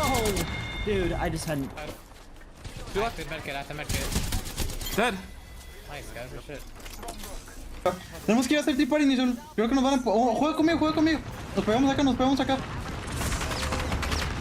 Ya no tengo nada de escudos. No, Chuy. Ya no hay nada que hacer. Nah, ya. ¿Por qué todos nos están volteando? Yeah, I mean, I'm just making sure we get second. I'm fucking playing for these kills here. I got 100 banger. They're crossing. Okay, that's awesome. Got 100. Back up. I'm soaking on it. I got it, yeah. On me, guys. Stay up. Oh, I did so much damage to the thing on, maping everybody. My wall. On me. What games are these? Just. I got hit for 98 by a nade. Fucking. Last one.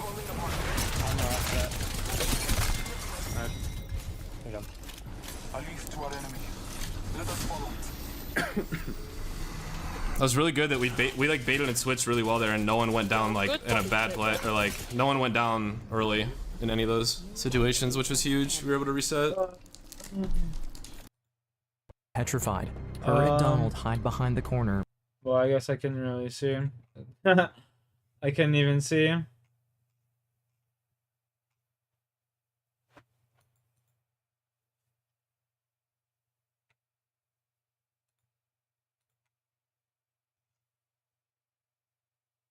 Try and pull that shit back up, because now you got me questioning who it was.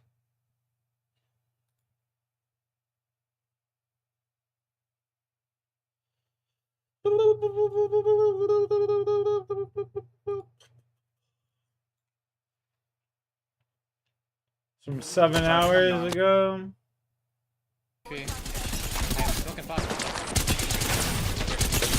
No! He's playing with Crook and Stunny. Playing with Crook and Stunny.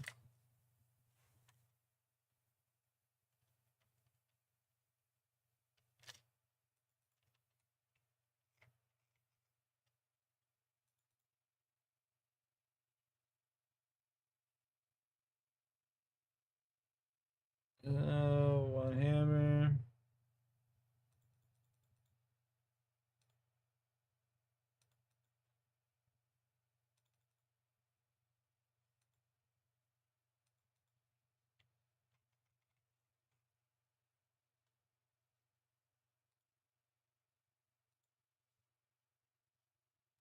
The other day on Twitter, yeah, I seen that shit. I was laughing.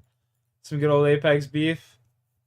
After this quest, I think honestly I'm gonna go play some Apex myself. I'm kind of itching for it.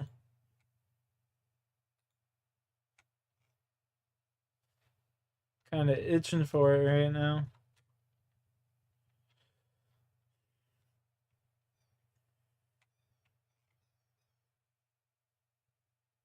You feeling it? Damn, let's go. Pass me on some of that luck. Some of that skill. Teammates were gassing you up. That's what's up. Gotta love it. Gotta love it. What is my guy walking around in circles for? Like, what the fuck?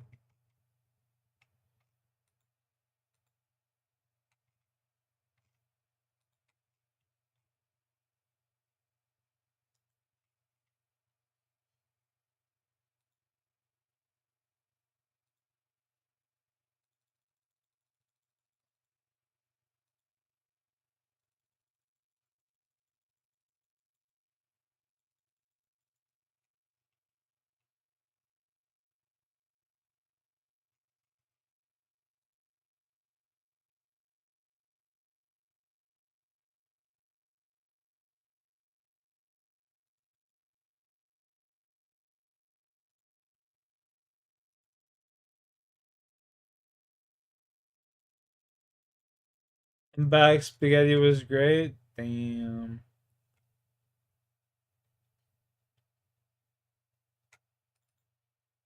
Sounds good. 420 tote.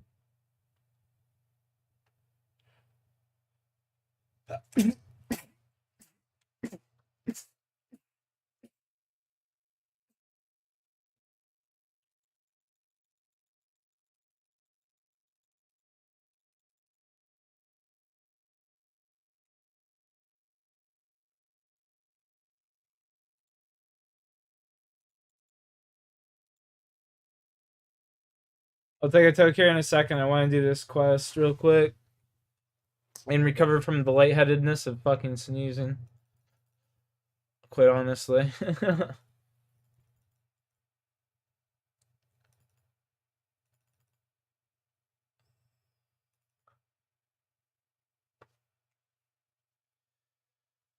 Yeah.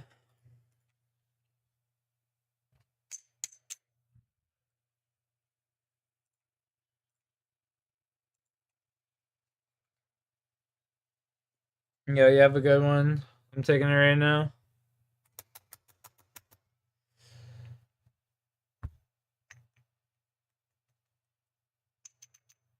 Taking it right now, son.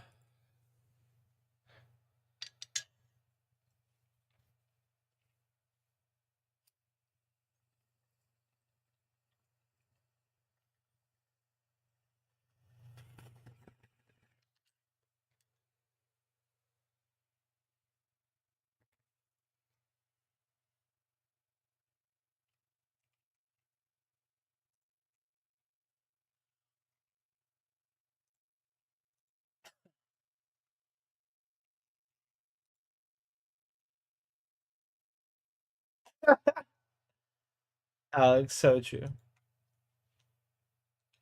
Truer words have never been spoken.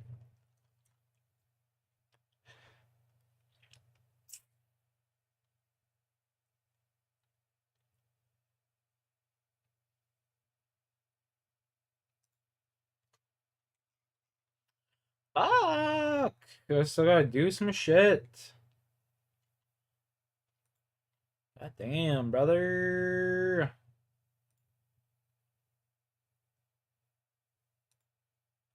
Fucking pain in my nuts.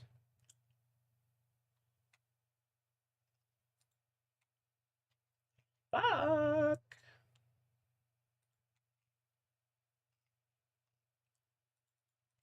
There we go. Talk to homeboy here.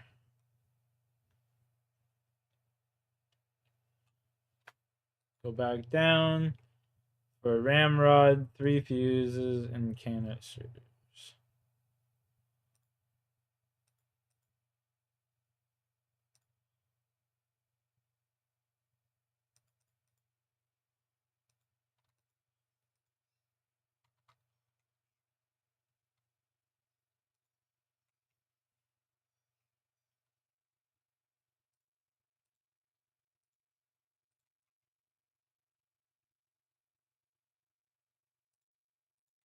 Do this.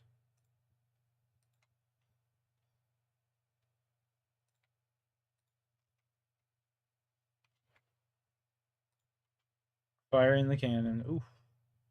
Fucking him up over there.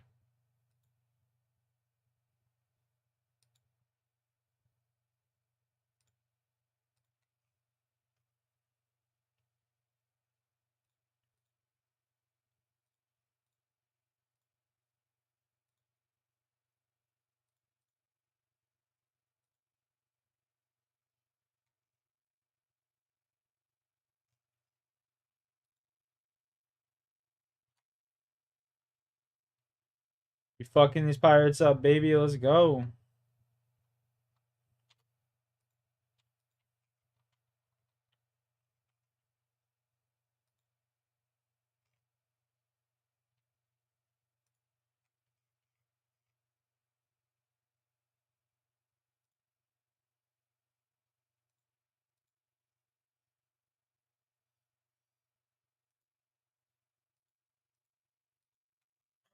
Excuse me.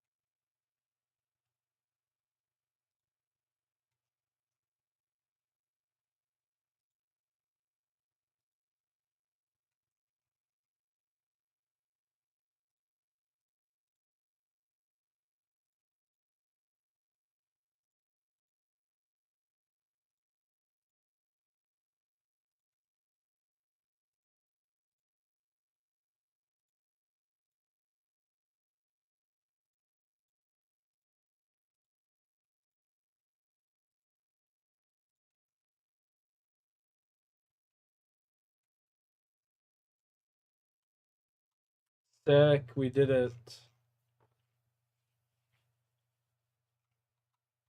Let's go.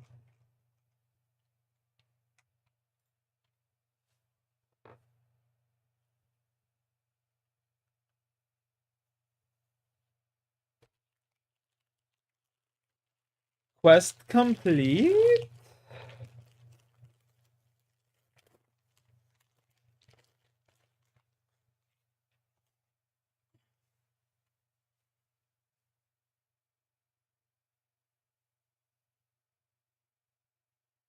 I'm a pirate officially. Let's go. Alright. Oh damn, no self-respecting pirate says alright that much. The game literally just called me out. The game just called me out. Oof. Damn. It's like they knew. It's like they knew.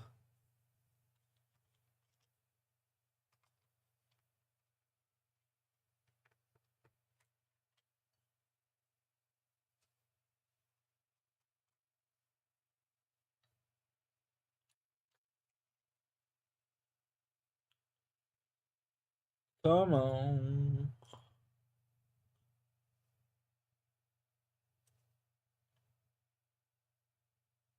As soon as you stop yelling her, we'll make a great pirate. Damn, shots fired.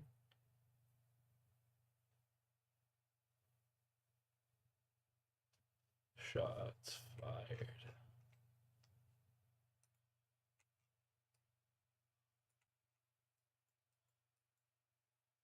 Thug Duck, what's up? I'm about to go play some Apex, boss.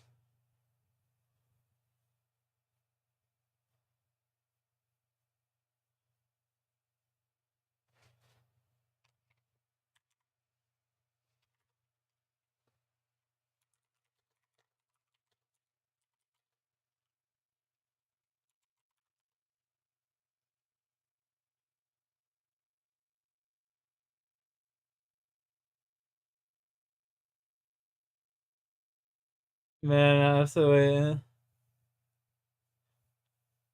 Who? Oh, dude, Thug Duck. Last night, bro. Oh my god.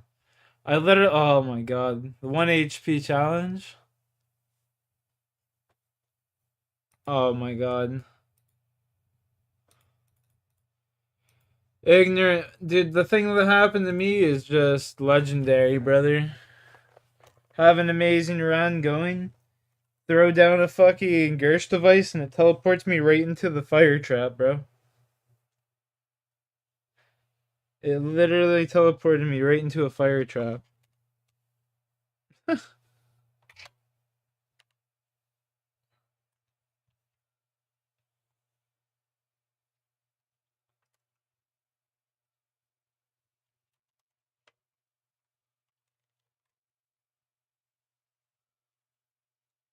Yeah, that one definitely earned a break for a bit.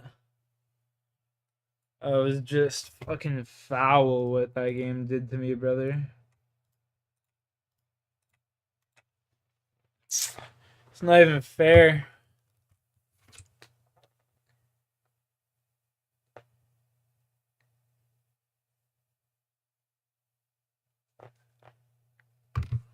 Not even fucking fair.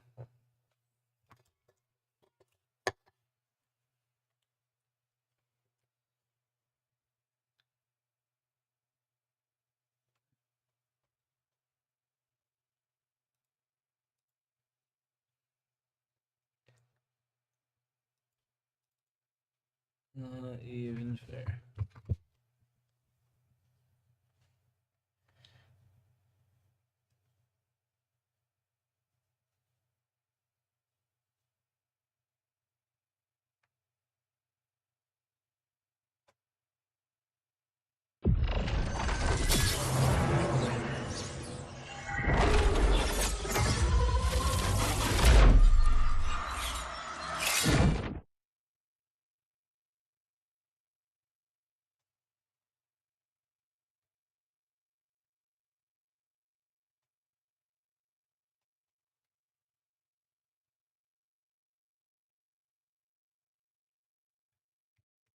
What did you miss? Not really much of anything. I was playing some Scape.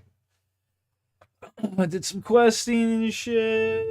We gotta play some Apex now, though. I'm Brown with the shield.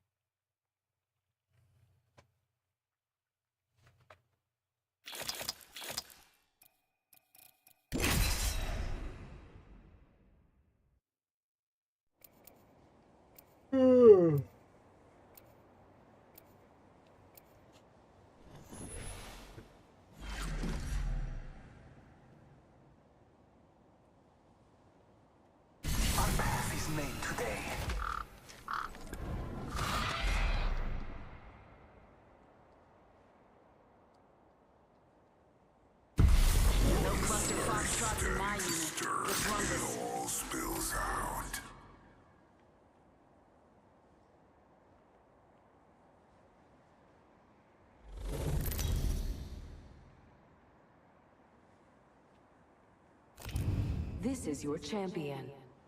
I honor those who've risen, not those who've fallen. They still let me one foot.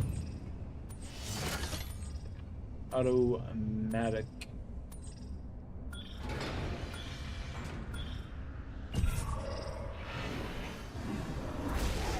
Oh, mate, I heard you were a hard bastard. I don't want to kill you, but you're in my way. Hang on to your sangers, lads. She's bound. Better lies below. Let's explore over there. The worst spot in the map.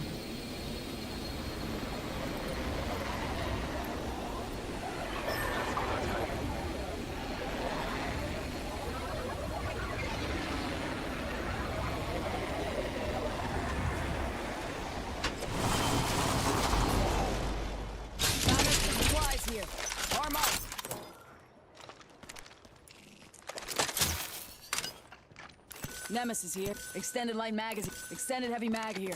Level 2. Ammo up. Don't touch it. Zipline here. Heavy hemlock here. Round 1. Beginning ring countdown. We are inside the ring. First blood. First blood. Tastes like victory. Took out a cargo lot. Gotta hop up here. Hammer point. Give him the chimney.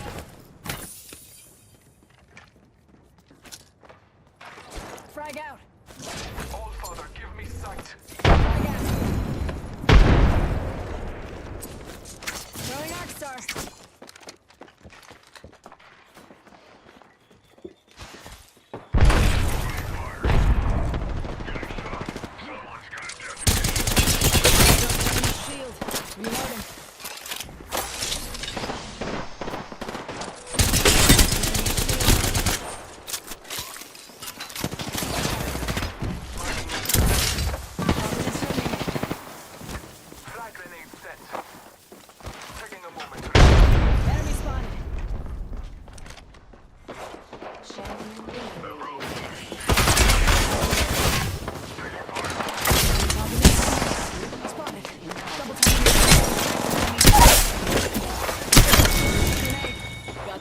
position, but the upgrade.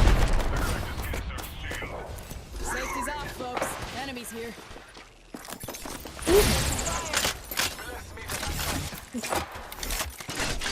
Top in the chimney. Give my shield a recharge.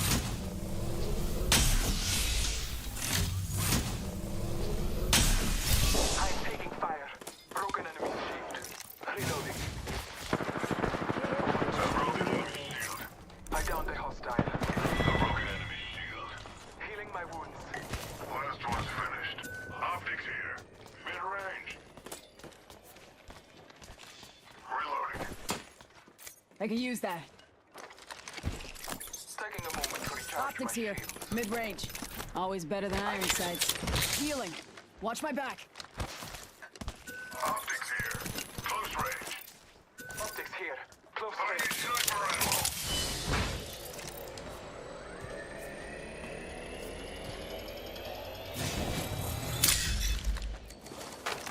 Syringe here.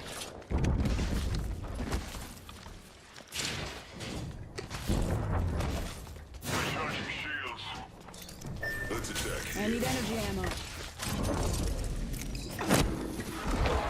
No escaping me. Evo harvester spotted. Let's check out that area. Contact over there.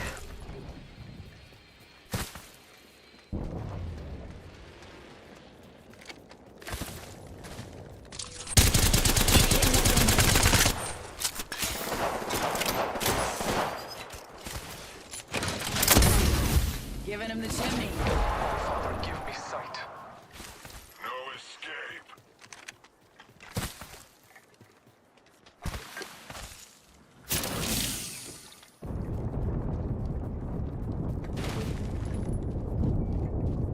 Let's go that way. Contact. Cancel that.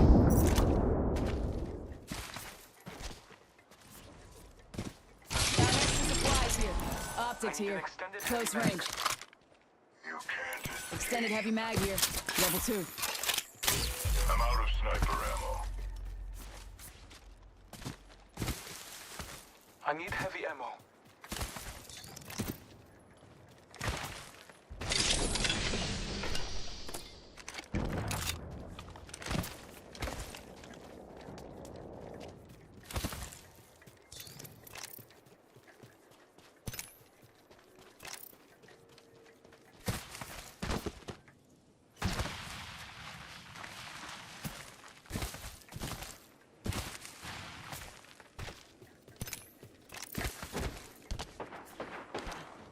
Bending the enemy. Target over there. You can't escape death. Reloading.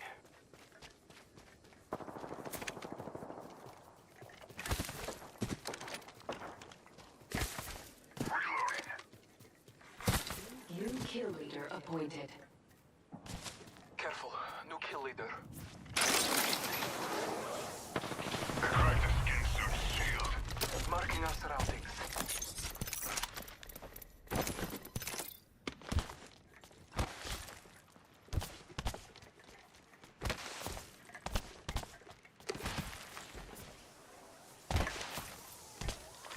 Skin bag over there. Copy. Opening fire.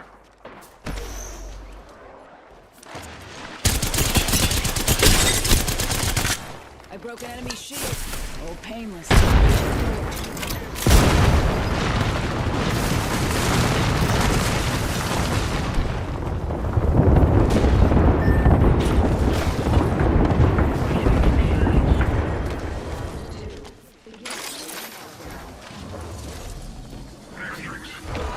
Just try and escape. Contact! Replicator being delivered. Eyes up. Incoming replicator. Top in the chimney.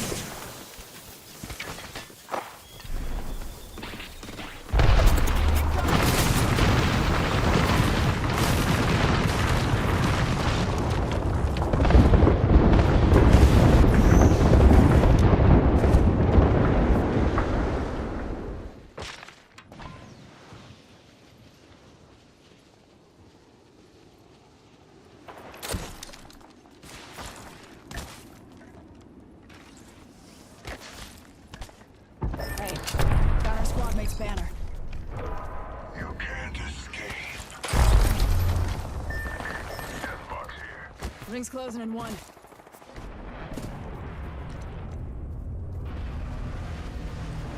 Tango spot. Target spotted. Good effect on target.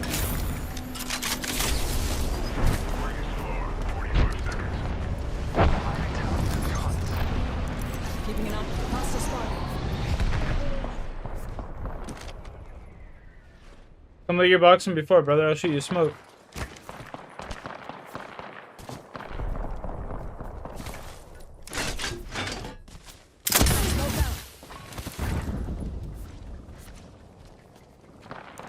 Watching target over there.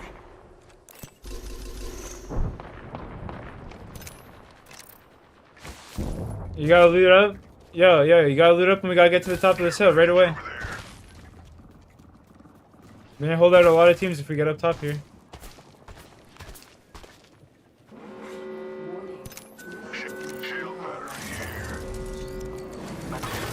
Shield cell here. Shield cell here. He got 20 cells, he said. Oh, okay. No bats. I only got 1 bat, so. Squad's gone. I'm not satisfied yet.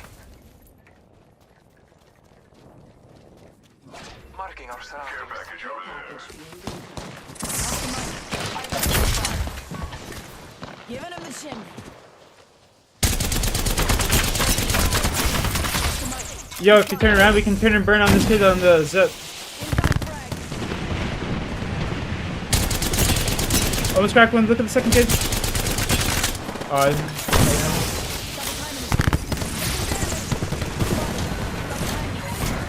sec. Using my Phoenix kit.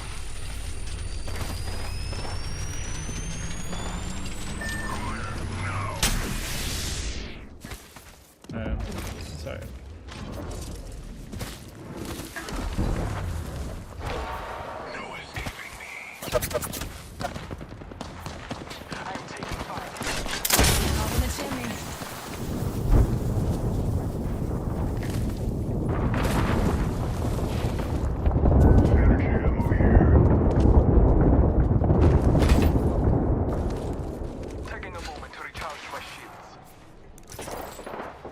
Can you just tell your boy to scan north? Scan north.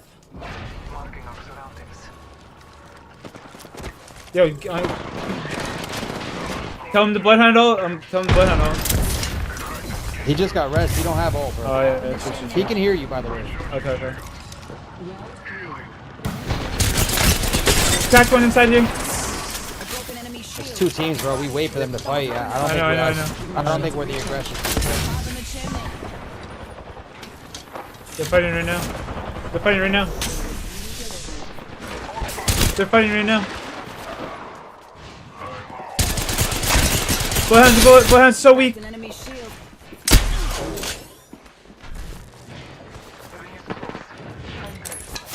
Painless knocking at the door.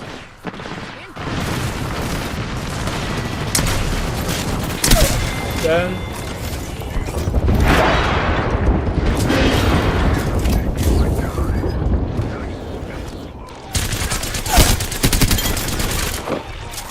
Kill leaders plus. That's how we do. That's how we do it, baby. Down to target. That was the whole squad. No quarter given. Give me those bats, baby. Better not leave this upgrade waiting. Got my upgrade.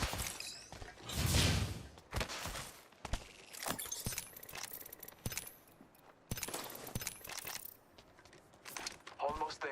We are close to the ring. Backpack here. Level 4.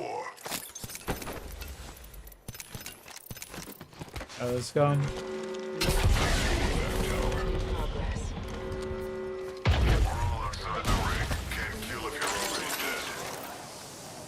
Care package touching down. Do we know what's in that care package here? What's going for it? On this one? Yep. I'm at max level. Time to bring the herd. Something good this way. Care package over here.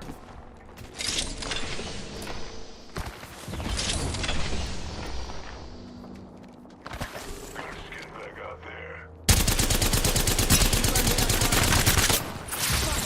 Double time it.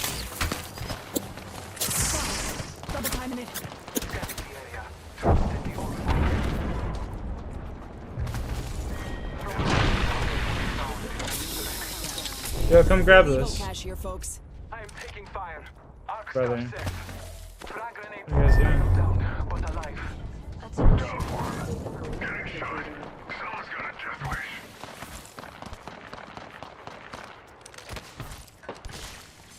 I got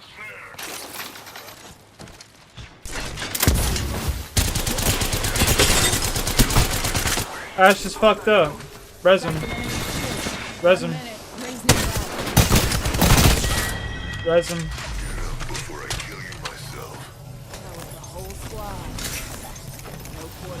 I'll take that right there. Level 3.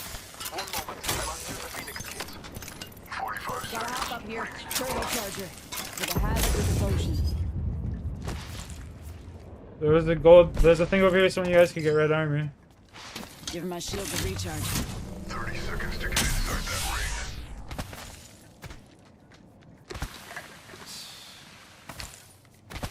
Full Evo cash here, folks. Got a live one out there. Conduit fucked. Oh.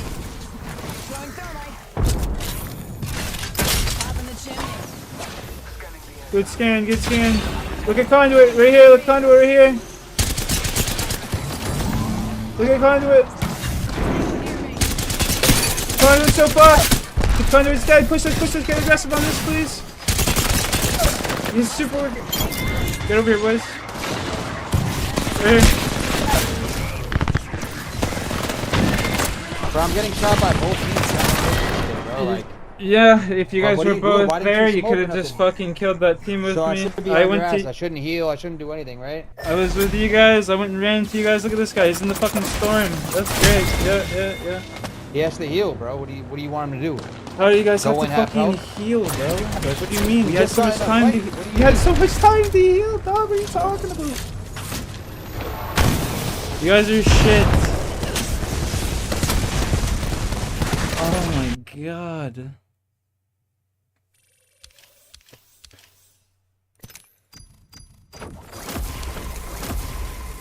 Like, what do you mean, brother? They're fucking hiding in the RV. I don't even need to go watch the replay. I fucking was watching the map. Like, I know exactly what these kids were doing. Full of fucking pussies, bro. Instead of fighting, they're just sitting in the fucking storm. Solos, bro. Dumber than fuck, bro.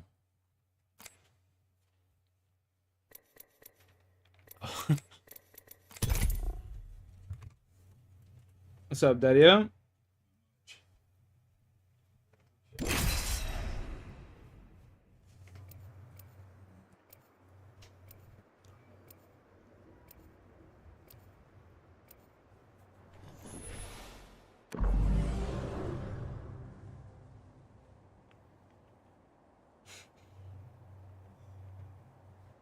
Everyone forgets to look up.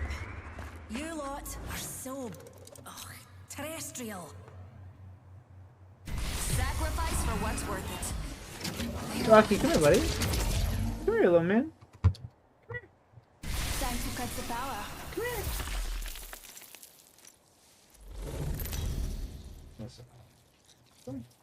Stop. Sit. This Sit. is your champion. Time for a little shock and awesome. I'm Jumpmaster. I'd say fasten your seatbelts, but it's not that kind of ride. dummies smarter than you. I'm the Jumpmaster. Don't look so shocked. Charge!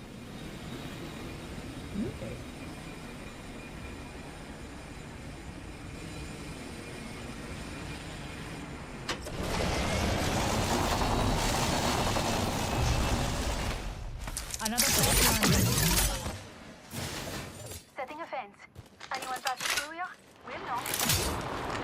Eye sharp. A baddie landed nearby.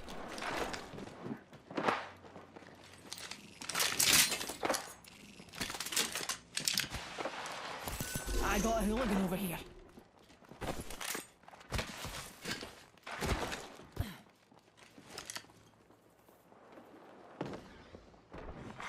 Attention. First blood. Spotted an enemy over there. Starting. Round 1. Beginning ring countdown.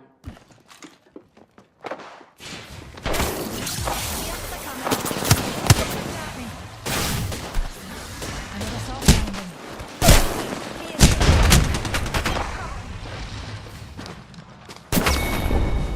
landing.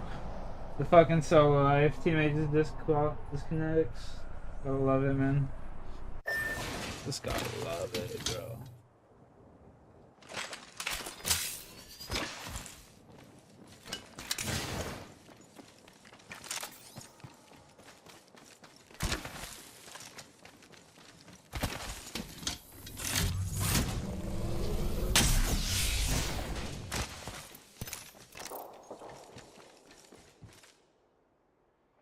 Replicator there.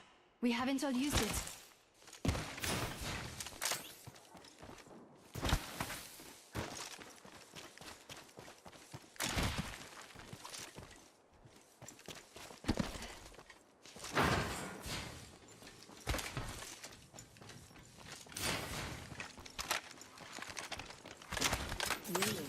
Ring closing.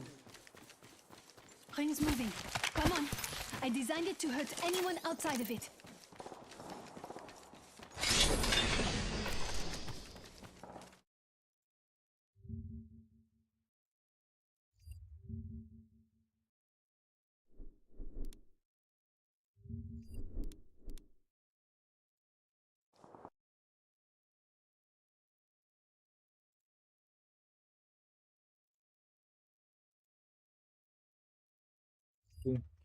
Alright, chat, I'm hopping off. Oh, yo, now I feel like a dick. Trend. Damn. You know what? Fuck it. Tell you what, I'll play some Scape for a little bit longer. I'll play some Scape for a little bit longer. Bruh. Where's Jayski when you need him, bro? Fuck. That's just insane. It's all good, bro? Nah. Can't do you dirty like that. That's crazy. I can't do you dirty like that. It's just crazy, bro. Fuck that. It's wild. Trade. What we got here? Stews, jugs of wine. Examine.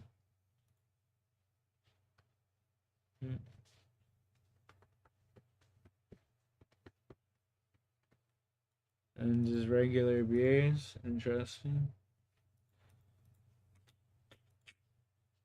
What quests do we have next? Show optimal. Slacking he is. Take a break. I am slacking. I am a slacker.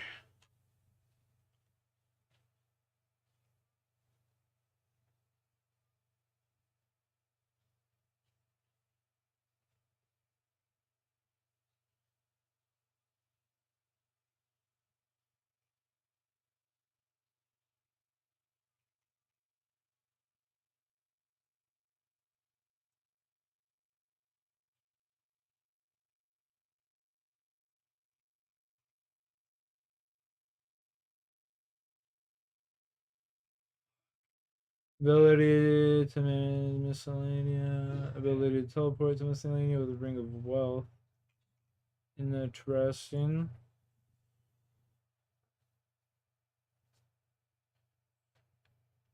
A kingdom divided. Oh my god, that quest is so Still long. moving strong, don't get me wrong. I'm making that bank, bank, bank. Yeah, I'm making that bank, bank, bank. Yeah, I appreciate that again, Fairy.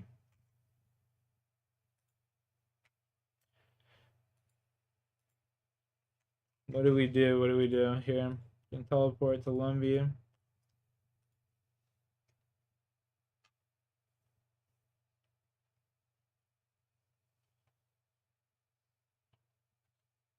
Yo, peace out, Alex.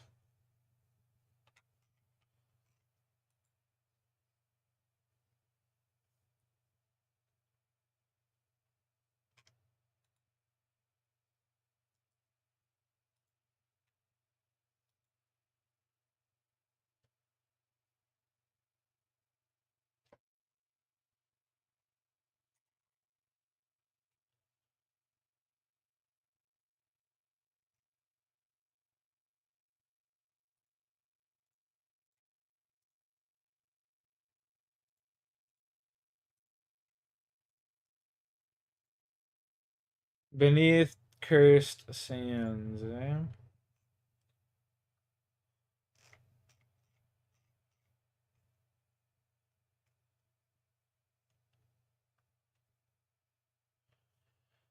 Oh, when will I have my next zombie stream? Probably tomorrow, honestly.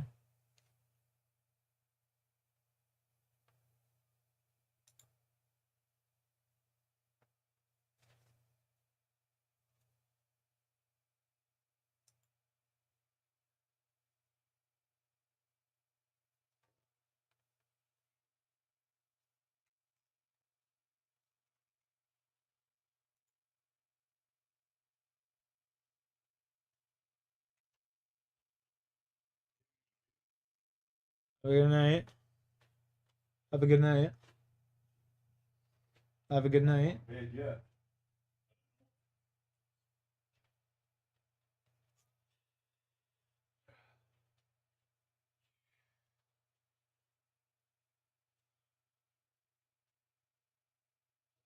Um,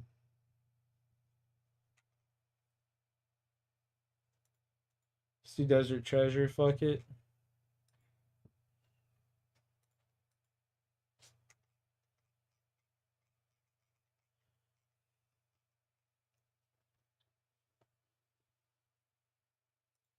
We'll do Desert Treasure, and then next time we do it, we can get our Barrows gloves. I think it's fair. Where is it? Where is it? Desert Treasure.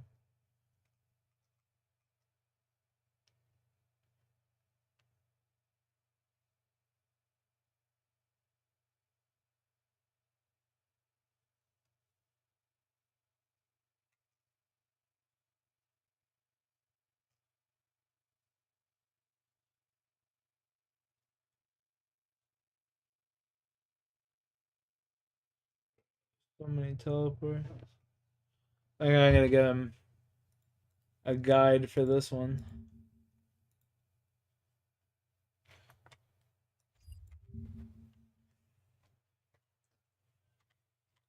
What's this quest called again?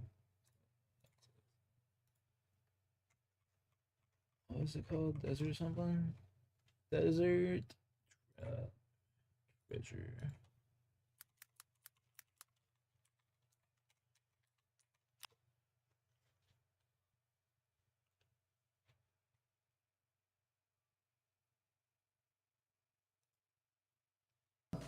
Hi and welcome to my guide. Today we will be completing the quest Desert Treasure. The quest requirements are Waterfall, Tourist Trap, Prison Peril, Dig Site, Tron Stronghold and Temple of Ikov.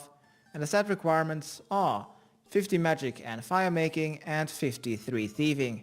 These stats shouldn't be boostable. Items needed. I cannot fit all of them in my inventory, so let's go to the bank and here is my Desert Treasure tab. At first I thought of going over the entire list, but at the moment I don't really see any benefit in doing so, as I will be splitting the quest into 6 parts. And at the start of each, I'll be going over the required and the suggested items that I will be using in that part. Oh, perfect. So to not repeat myself, I will skip this overview. Please pause the video now if you would like to go over the entire list of what I will be using in this guide. So for part 1 we will need to have at least 650 coins.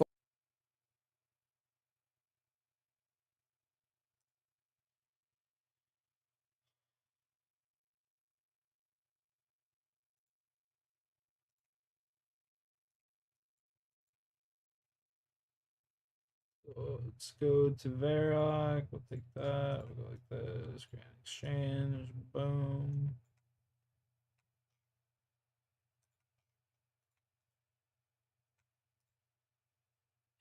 Coins, but I'm gonna bring like 4,000. This will be enough for the entirety of the quest.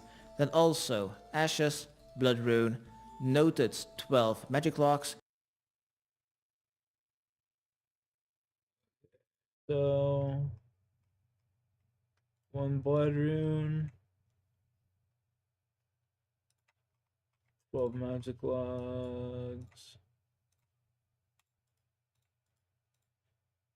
Noted. You don't need to have them noted if you're an ultimate. Exchange.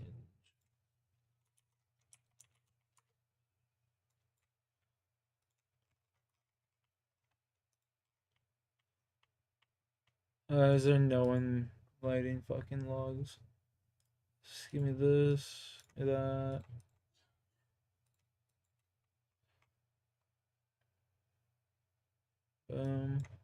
Iron Man, by the way, but noted might be a lot more helpful for people that can use a bank. Then also steel bars, 6 molten glass, charcoal, and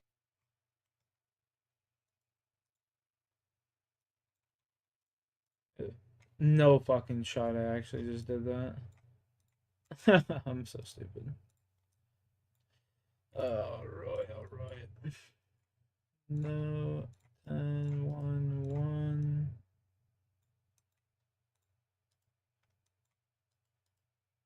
All.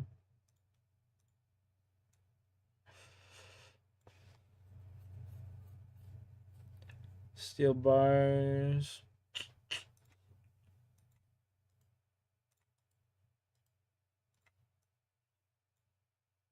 Molten glass, bone.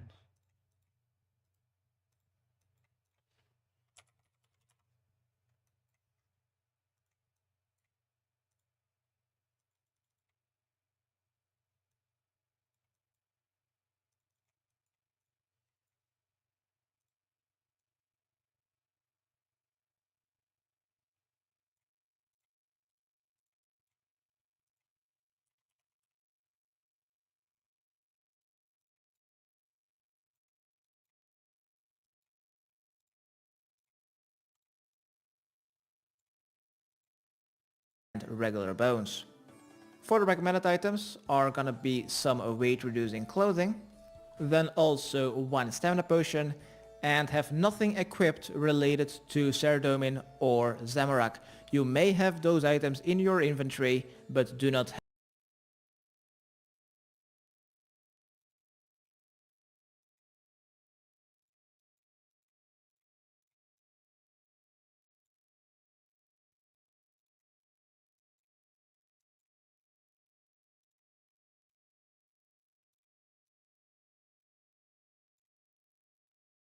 have these equipped.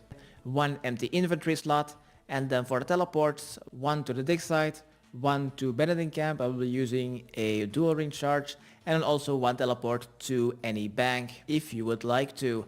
But to make this quick guide a little bit quicker, immediately after completing the first introduction or the start of the quest, I'm immediately going to the smoke dungeon to get my hands on the smoke diamond. You don't have to, you can just teleport to a bank and that would be fine. But since I'm going to be doing that in one go, what I will also need to bring along is a Slayer helm face mask. Both of them require 10 Slayer or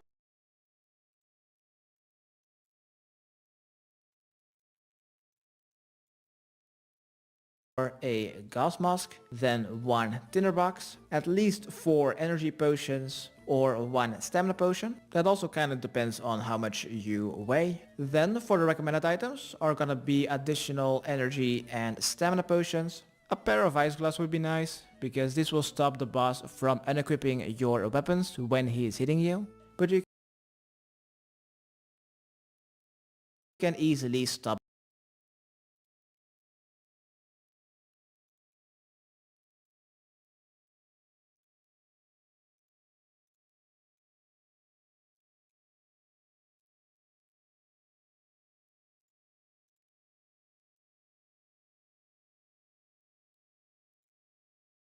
the boss from hitting you by simply bringing along some I just wanted to give you some support, G. I gotta go. Yo, then much the love. boss Trent is Fairy, very much weak love. to water spells God as well bless, as bro. ice arrows, so I'm gonna Yo, be legend. bringing along 50 water blasts. Those are gonna be plenty.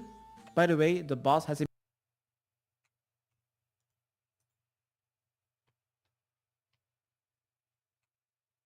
immunity to all other forms of magic, excluding water spells, as well as immunity to all other arrows, excluding cannonballs. You could bring some elite. Yo, Jackson, what's up?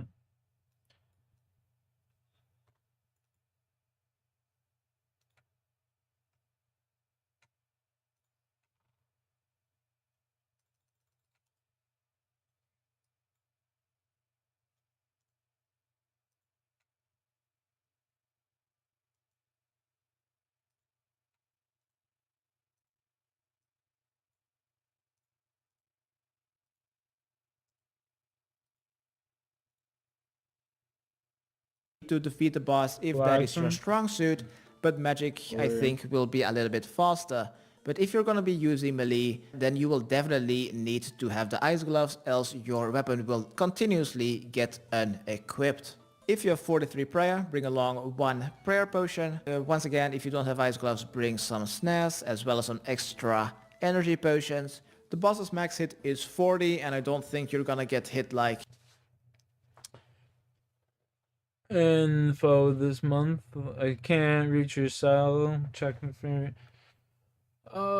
me sometime. Yeah, where you going to, bro? Where you heading to?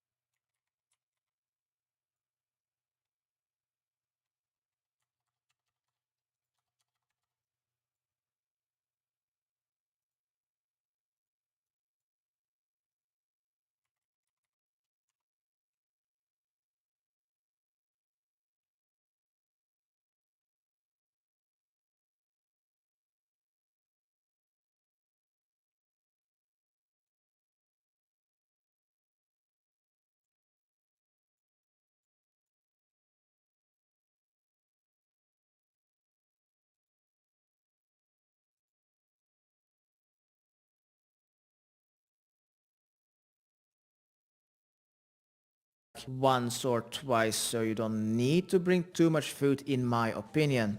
For the teleports is gonna be 1 to Pawn of Niche and then 1 to any bank to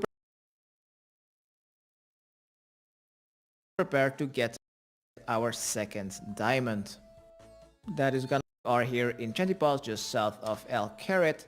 Simply if you have 43 prayer, bring along 1 prayer potion. Once again, if you don't have ice gloves, bring some snares as well as some extra energy potions.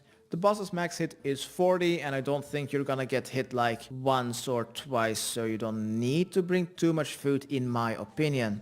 For the teleports is gonna be 1 to Pawn of Niche and then 1 to any bank to prepare to get our second diamond. That is gonna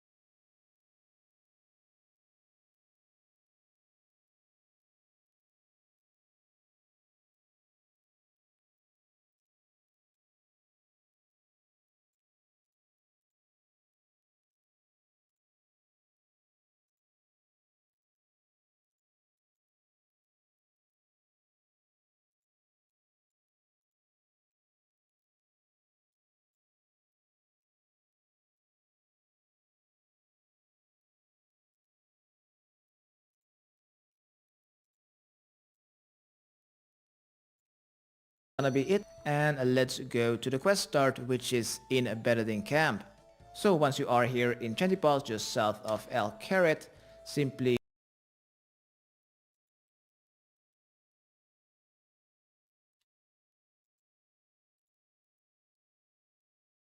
My dog's passed it. That's funny.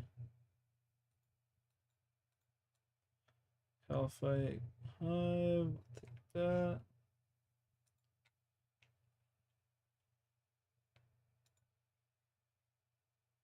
go through the pass. and travel with the rug merchant to Benedict camp to arrive at the quest start. There, talk to the archaeologist and select option 2 and then 1. Holy fuck, 14-minute intro. My throat is already dry.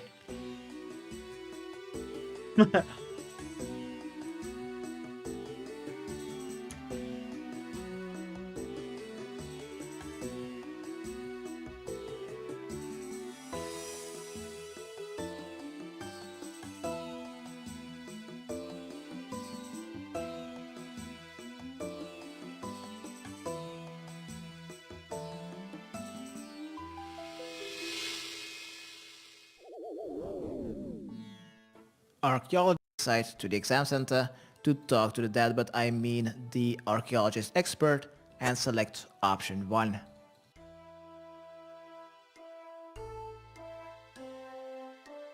Archaeologist. So big, out of boy. I will be about desert treasure. After speaking to him, let's talk to him once again, and he will already have finished the translation. Select option 1.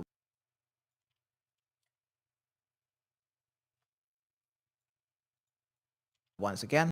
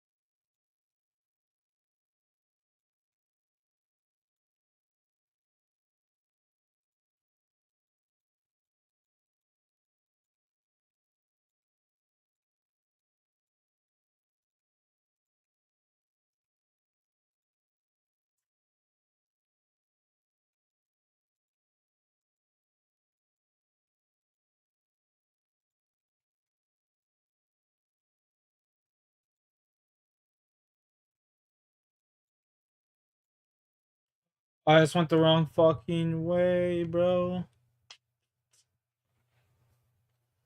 But makes you goofy? Makes you goofy, does it?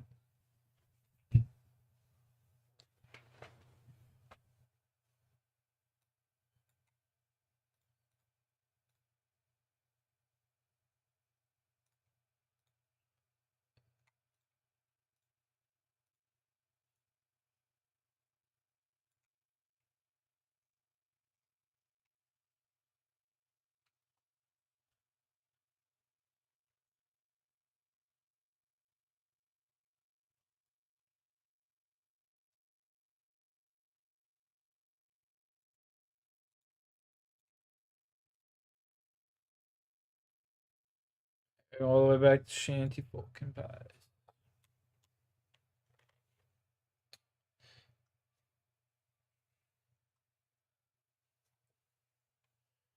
Oh my god, what a pain in my nuts. I will be using the dig site teleport, other ways of teleportations with expert action.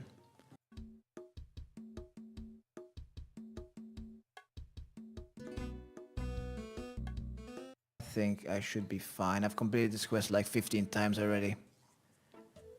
You don't have to do the smoke diamond immediately after, just like me. Just teleport to a bank and then prepare like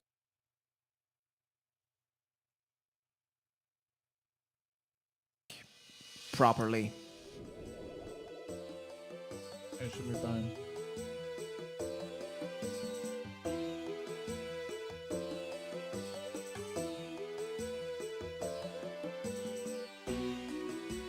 Bro, I remember back in the day, the carpet ride too would take like half an hour because the internet was so bad. On that dial-up.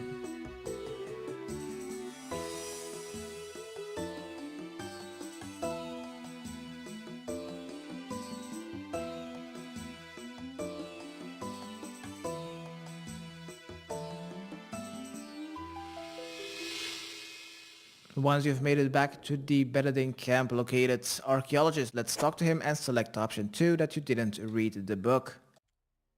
Next, talk to him again and select option 1 after a quite long conversation to agree that you will 50-50 anything you will find. Next, let's run south to Bandit Camp. Bandit Camp is a multi-combat area and all the bandits inside will attack you if you are wearing anything related to Saradomin or Zamorak, so be sure to not do that. So once you've reached Bandit Camp, let's go to the western building, which is the bar. Behind the counter, let's talk to the bartender and select option 2 and then 1. This will cost you 650 GP. Next, let's talk to the bartender and select option 2.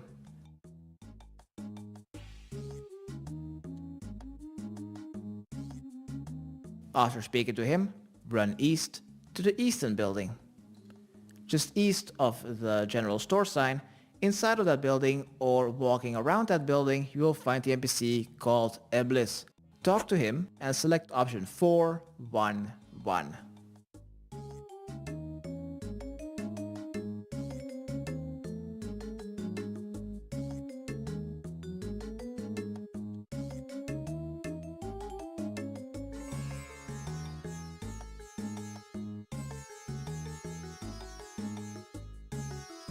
No way. And after agreeing fetching him all of the items, since you already have brought them, simply use them in any order you would like. So what we'll need to use on him are ashes, 1. Oh, I forgot.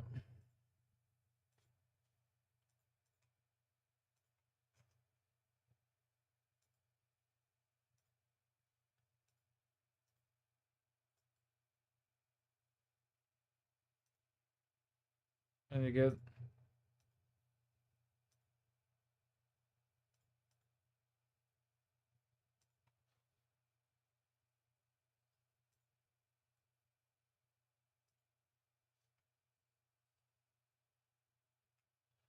Got his bones.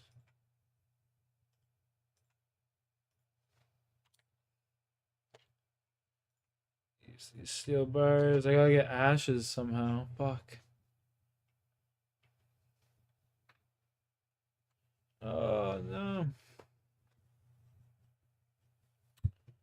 This is troublesome.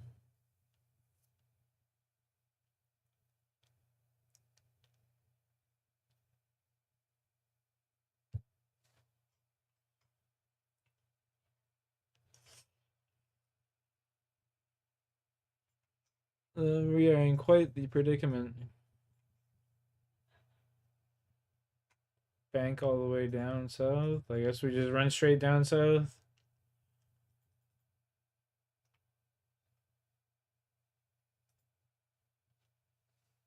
Go to the bank, light something on fire. Boom.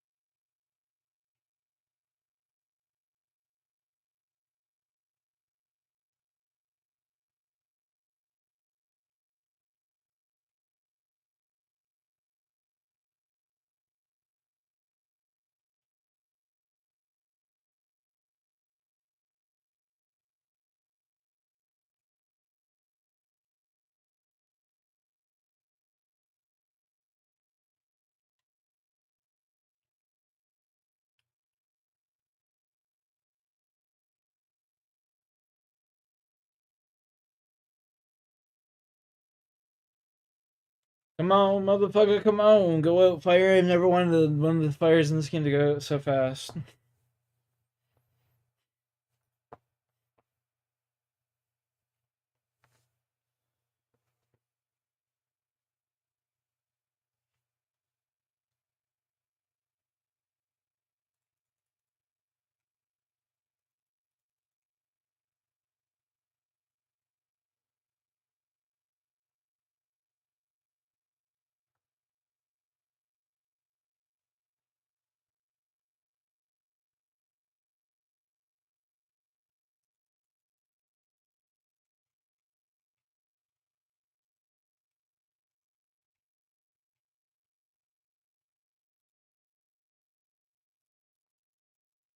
Come on, for fuck's sake.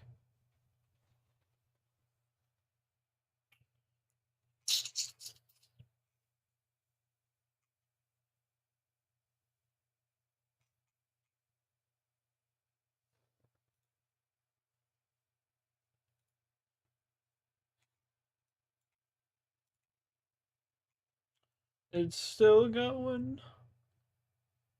Hurry.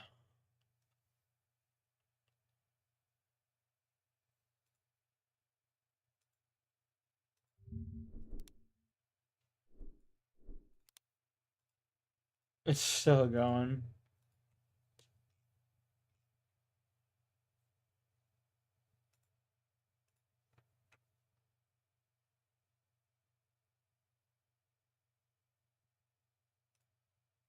There we go.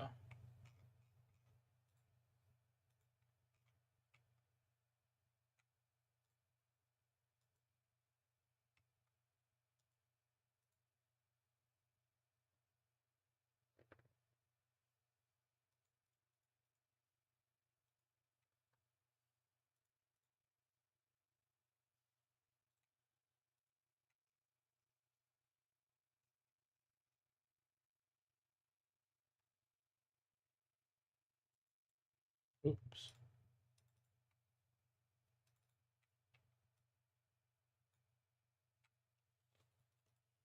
Come on.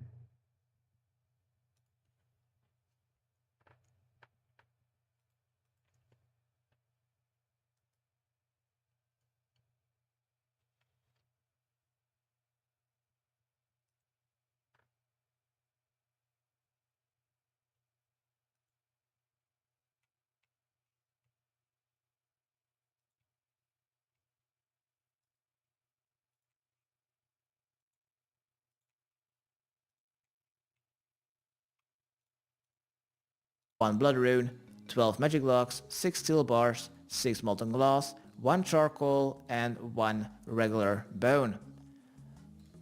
Let's talk to him once again. And he will make the mirrors. Let's go southeast. And he will meet you just a bit southeast. Keep running east-southeast until you see a grey circle in your minimap. Run inside of it and there you should find Eblis and 6 mirrors. Let's talk to Eblis once again to finish part 1 out of 6. Now while we're finishing part 1, I do want to mention 2 things.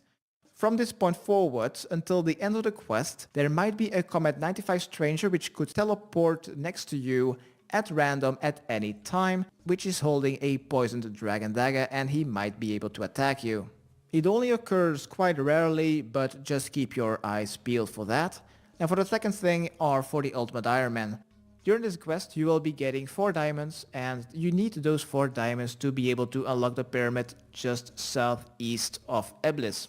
Now what I'm gonna be doing and what most people are gonna be doing is after getting 1 diamond we are just gonna be banking it. But if you would not have the inventory space to do so, you can simply go to the pyramid and place it into the corresponding corner to get rid of it. So that's gonna be it. That is the conclusion of part 1. I'm now gonna be starting part 2, how to get the smoke diamond. To do this, we will simply need to run east to the dungeon sign just next to Polnivnich. Let's go over the items that are needed. By the way, if you are quite scared of the boss fight because he can max hit a 40, bring some proper gear as well as maybe bring some more food, energy potions, etc. The items that are needed is definitely a Slayer helm, face mask or a gas mask. By the way, the Slayer helm as well as the face mask require 10 Slayer, 8 tinderbox as well as some energy potions.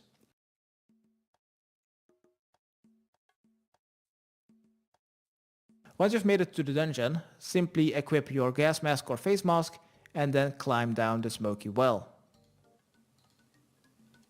And then click once again to enter the dungeon. For the recommended items are simply gonna be additional energy and stamina potions, maybe 2 of each would be nice. Then also some ice gloves. These are going to be used to let the boss not unequip our weapons, and that is the only use these gloves have. Also bring along some water spells or ice arrows. 50 water blast spells should be plenty. And the boss has immunity to all other forms of magic as well as arrows. You could use melee, but then you will definitely need to bring ice gloves, else your weapon will constantly get unequipped. The boss will not be dealing any damage to you if you use Protect from Melee. So if you have access to Protect from Melee, bring one prayer potion and you will take absolutely no damage. If you do not have 43 prayer, then I suggest you to bring along like 25 snare spells as well as some extra energy potions to run around the boss room and then just forecasting the boss. You should be dead within maybe like sometime later 10 this week I'll snares swing or by or so something. and 20 water boss spells. I'll give you a show. For the teleports, it's just gonna be 1 to Polnivnic to get to the smoke dungeon and then 1 teleport to any bank after we have gotten our smoke diamond. So, once we've made it inside of the smoke dungeon, let's run east and take the first path north until you hit the northern wall, and from there go east until you can't go any further. Where we'll now need to go is the most southeastern corner of this dungeon. Once you can't go further east, follow the dungeon south. Around this corner you should see some fire giants maybe? Nope. Keep going south until you should see a pool of lava in the center of near some fire giants. From there just make a U-turn to the southeastern corner of this dungeon. There you should see 1 out of the 4 standing torches that you will need to lit to be able to get hold of the key to the boss room. But these standing torches will get extinguished over some time, so you will definitely need to run to the other 3 standing torches, else you will not make it in time. Once you think you are ready, let's use our tinderbox on the standing torch and then run north. Let's now go to the northwestern corner of this dungeon. Let's maybe use Protect from Melee, passing the fire giants, if you're passing them anyway. Keep going north till you can't go any further, then go east. Carries you? Yeah, he carries everyone, brother. And use your tinderbox on the second standing torch. And let's now go all the way back to the entrance of the dungeon.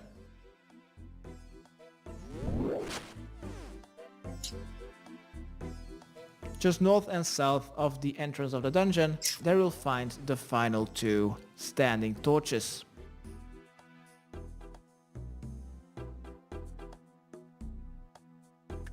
Melee. So once you see the T-junction, take the western I'm path. gonna do this and then tomorrow I should have barrows. And then keep following the dungeon to the northwestern corner.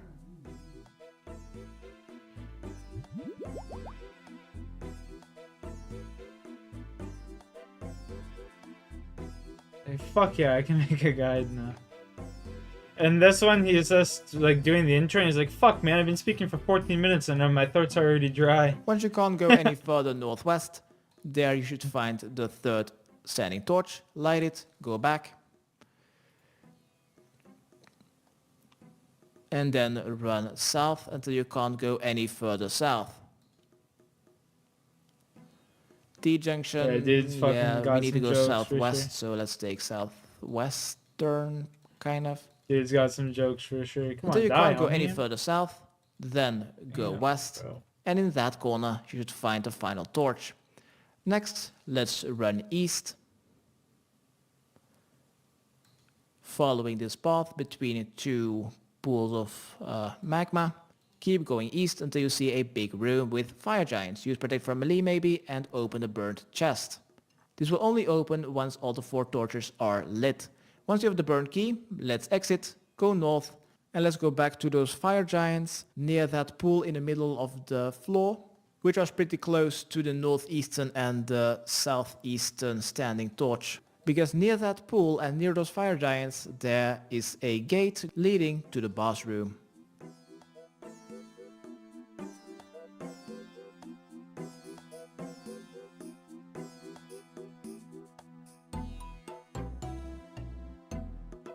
Of lava before opening the gate, because that will spawn the boss. Let's first equip a call 1 as well as enchant as order of difficulty. So the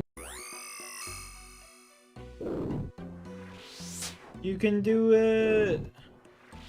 And after you defeat it for raid, the smoke diamond will be in your inventory. This is diamond 1 out of 4, and by the way, this was the easiest one, in my opinion.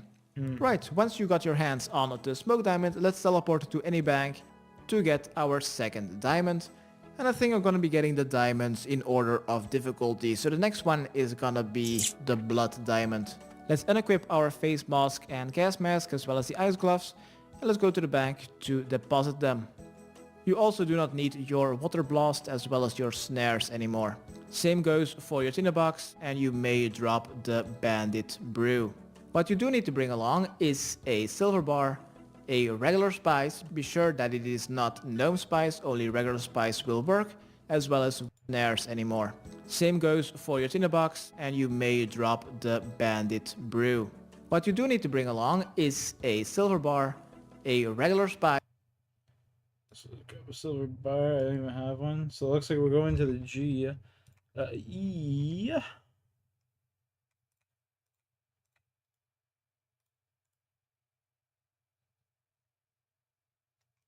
Yo, homeboy popped up and he was hitting me with that poison, like the poison fucking thing, dude. Can you believe that? How ignorant. How ignorant.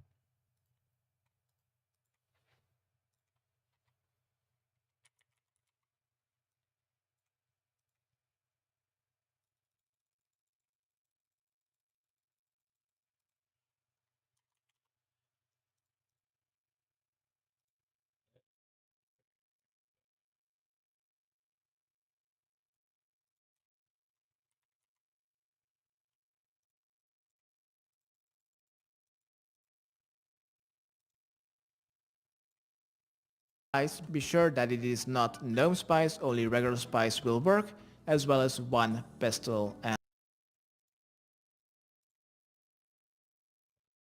Alrighty.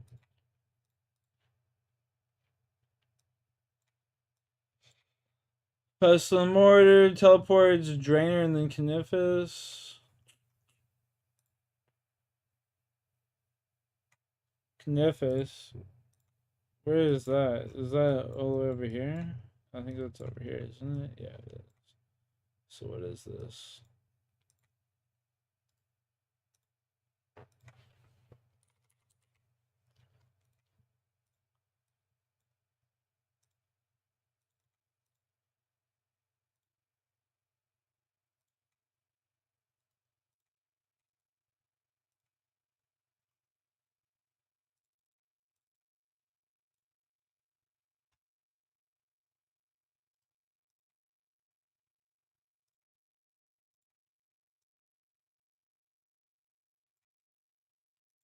Malta.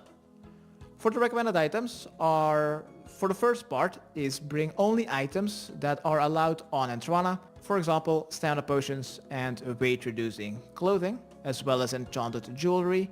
Those are a-okay. Just don't bring any weapons or armor. After going to Entrana, we will need to grab our food, armor, weapon and potions to kill a combat 139 with a max hit of 19 with melee and 10 with magic/ranged. And that boss also has a massive slash and crust defense. But besides from those two, you can use any weapon of your liking. So simply use stab, magic or ranged, whatever your best DPS is. I think I'm gonna be using Earth Blast. For the teleports are gonna be 1 to Drainer and 3 to Canifis. And one Canifis teleport needs to happen from Entrana. Well, it doesn't really need to happen. You could also teleport to a bank, by the way, but it might be helpful to teleport to Canifis from Entrana. So for the first part, this is gonna be enough. I don't need this Trollheim teleport. Why was that there in the first place? Let's teleport to Canifis and let's go to the Canifis pub. Wait, what?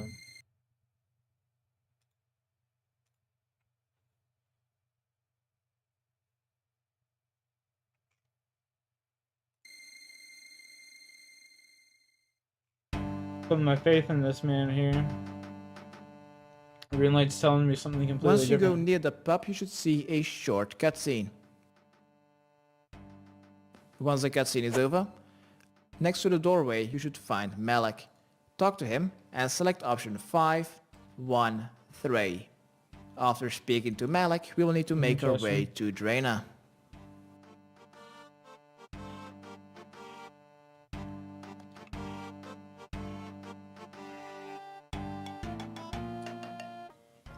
You may ignore these 3 options and let's make our way to Draina village.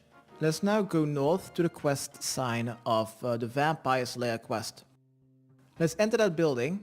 Don't talk to Morgan, but just go upstairs and in the northwestern corner you should find a cupboard. Open and search it to get 1. Would you?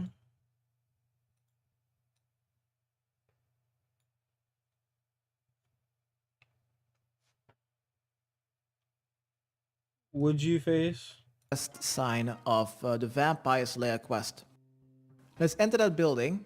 Don't talk to Morgan, but just go upstairs and in the northwestern corner you should find a cupboard.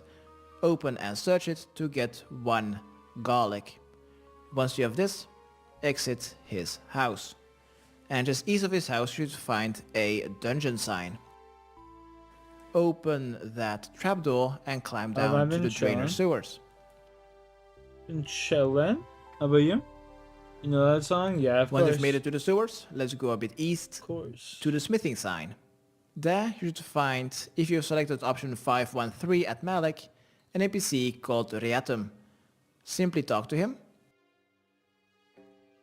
and he will transform a silver bar to a pot. Next, let's go back to the western ladder. Let's go back upstairs to the surface and let's run west to Port Sarim, to Charter 2 and Trana.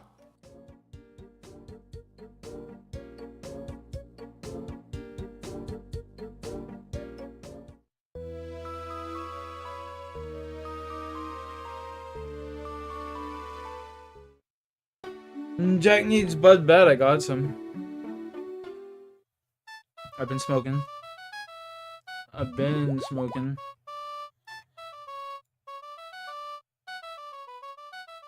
Be sure that you didn't bring along anything that is not allowed on Antrana. And let's make our way to the island. What is not... Oh, my weapon! Alright, good thing there's a deposit box here. I'm gonna deposit my weapon to quickly make my way to the church on Antrana.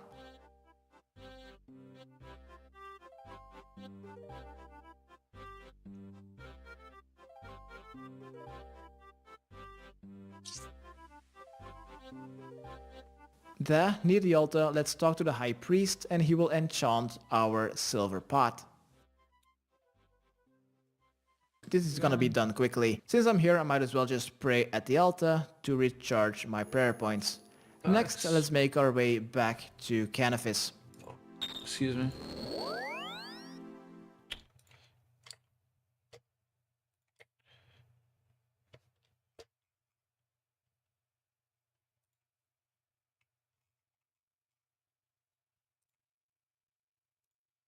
Let's talk to Malik, and on our way to Malik, let's use our pestle and mortar on our garlic.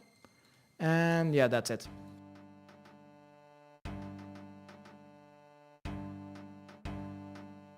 After speaking to Malik, by the way, you will take 5 damage. Let's go to the bank to prepare for the boss fight. So, let's go east, let's go to the bank. Exclamation point redeem token. And on our way there, let's use the spice on the blood. And then use...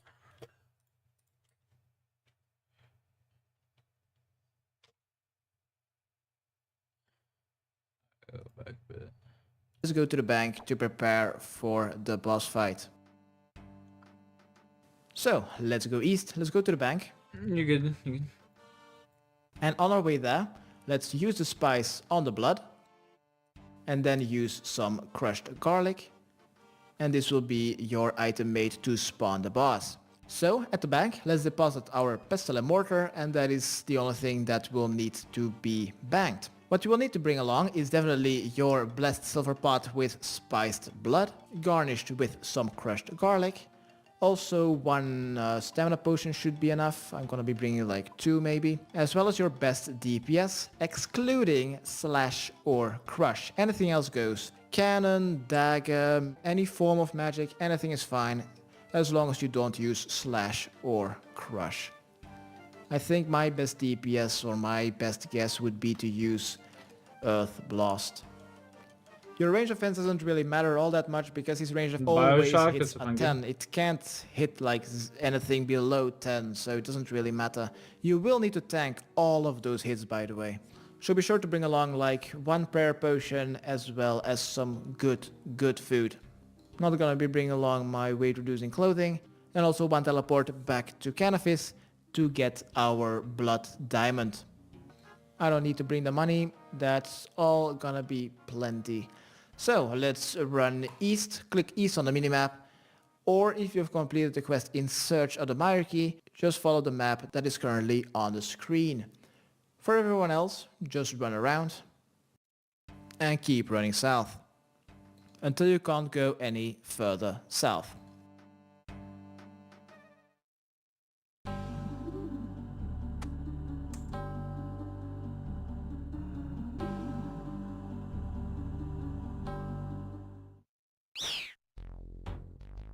Once you see the dungeon sign and you can't go any further south, go towards the hunter sign and follow the path. You can't really get lost here. Right, let's explain the mechanics of the boss fight. If you die or you would leave for any reason, you will need to get another blessed silver pot with some more crushed garlic in it, as well as some fresh blood and some. We just ran down to the right, to the graveyard.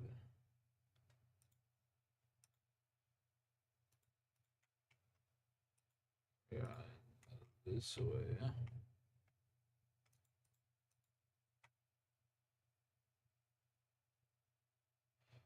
Face to death with $1 dono, brother. Appreciate that, my man. You're the GOAT. God bless.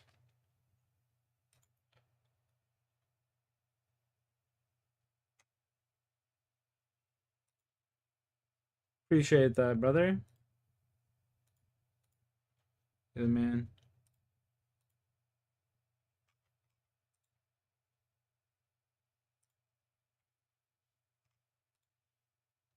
Spices. Also, if you make the boss teleport next to you from a long distance for 3 times, he will go back into his grave and once again you will need to get another pot. The simplest way to defeat the boss is to not use any overhead prayers and use a fence to negate his melee attacks. Simply stand behind the fence and he will only use his ranged and magic attack, dealing 10 damage to you.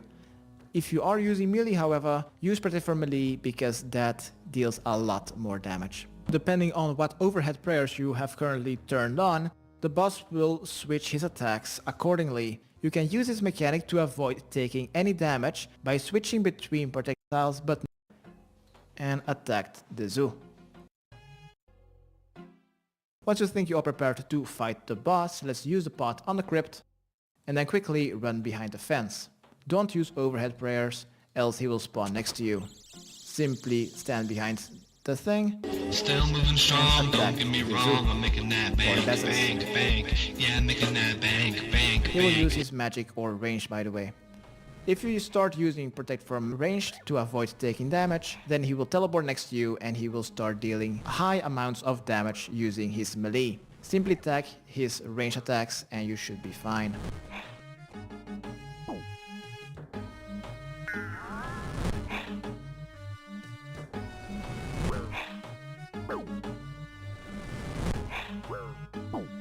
So what you could do is also use auto retaliate and then keep switching prayers.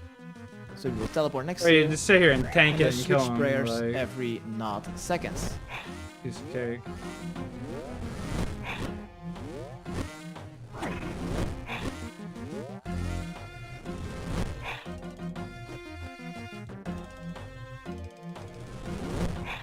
Right. Alright, that didn't go according to plan. Let's teleport or make our way back to Canifis to talk to Malik to get ourselves the blood diamond.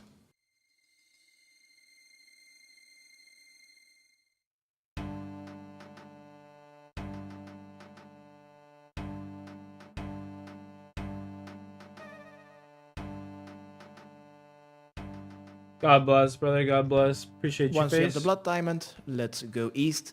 Let's go to the bank to prepare to get the shadow diamond. The items needed are between 1 and 200 lockpicks. 1 and 200 lock.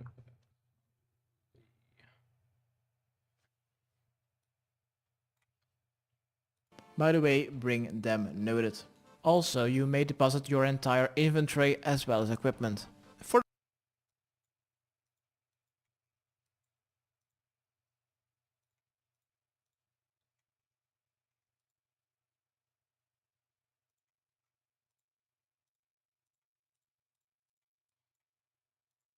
For the required items, let's just go straight to the GE one more time.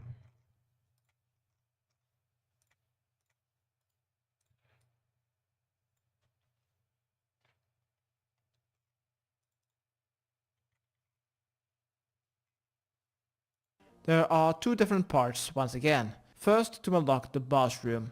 For part 1, please do not equip anything related to Saradomin or Zamorak. You may have them in your inventory, but just do not equip them. Then also, 200 lockpicks.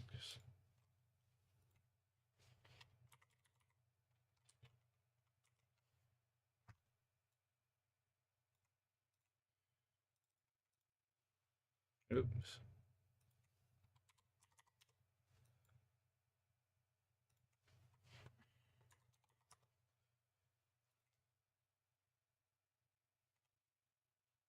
Love these streams. God bless, brother. Love doing them.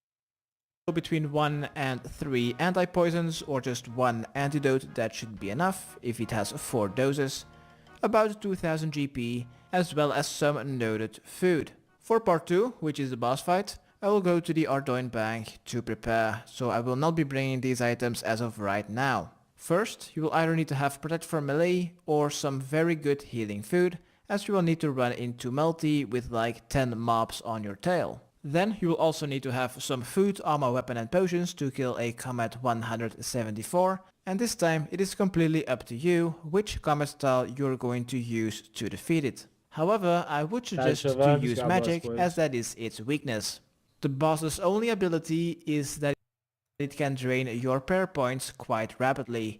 That is why I think there are 3 ways how to defeat this boss. The first one is the AFK way, which requires you to bring along like 5 to 10 prayer potions. Then you will simply need to sip whenever you need to until the boss is defeated. The second way is to have a low level mob attacking you, so you can use it to block the boss from attacking you. Therefore, you will need to bring something to attack a combat 2 to 20 mob, but not kill it. Flowers or stat draining magic would be perfect for this. The third way is to not use a mob as a block, but another player. And for the final recommended item, if you'd also like to complete a Kandrin Heart Diary while you are in a dungeon, bring along some extra runes or any kind of weapon to kill a Comet 63 Shadow Hound.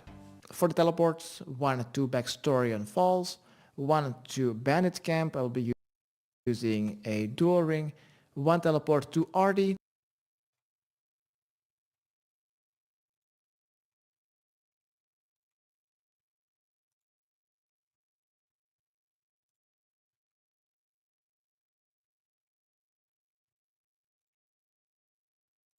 to prepare for the boss fight, and 1 teleport to any bank after we have gotten our hands on the Shadow Diamond, once again the dual ring. Yeah, so besides from that I don't really need anything. Let's make our way to Backstorian Falls, which is just west of the Fishing Guild. I forgot a stamina potion, but oh well.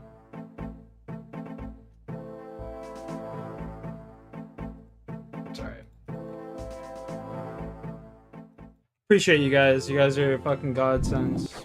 In between the park and the house where you've gotten the history book on Backstorian, there you find the trader called Razzolo.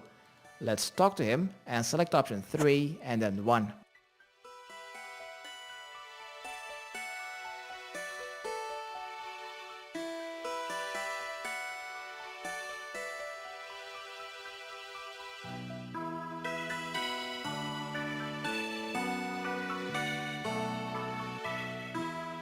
After speaking to him, let's make our way to Bandit Camp.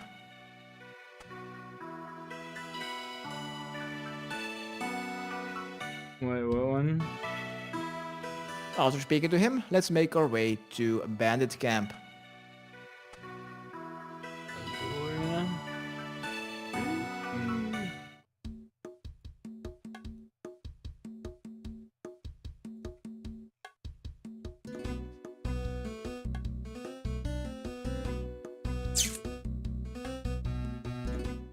BIQ.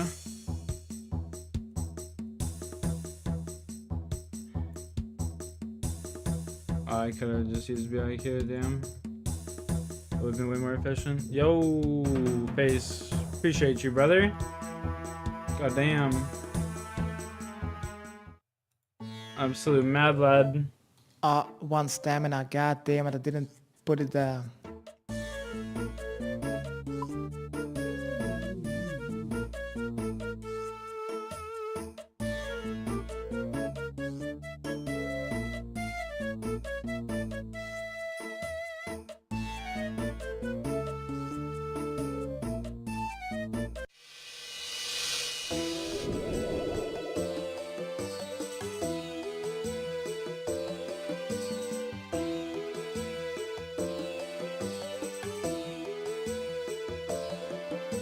I'm gonna grind up a toke, boys. Cheers.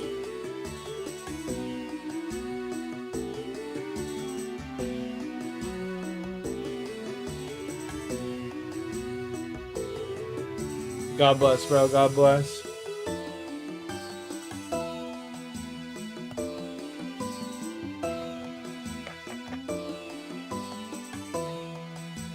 Love to hear it, man. Love to hear it.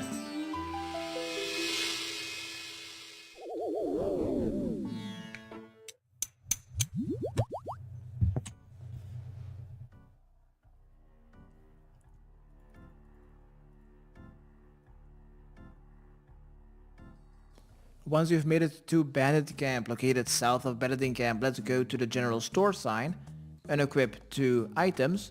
Let's use our noted lockpicks on tiles and select option 3, everything.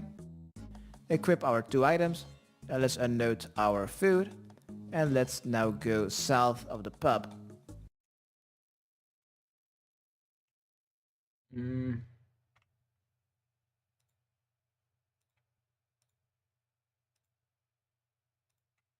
Where's my boy Tiles?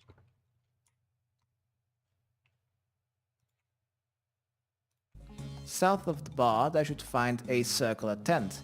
Inside, they'll find a chest. Drop 1 lockpick to get 1 inventory space, and then use any lockpick on the chest. If you fail, try again. Still moving strong, Maybe drink don't 1 get me antidote wrong, I'm making that bang, once you are poisoned, yeah, I'm making and that keep bang, trying to bang, unlock this bang. chest until you get your hands on the gilded cross. When you run out of food or lockpicks, simply return to tiles to unload some more. Once you got your hands on the gilded cross, let's make our way to Ardoin to prepare for the boss fight. I'm gonna take a quick detour and quickly go to the Ardoin church to recharge my prayer points. Afterwards, I'm gonna be running to the northern bank.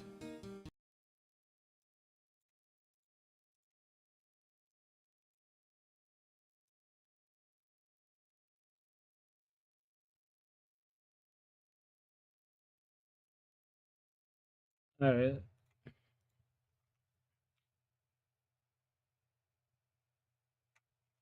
Fuck yeah, let's go.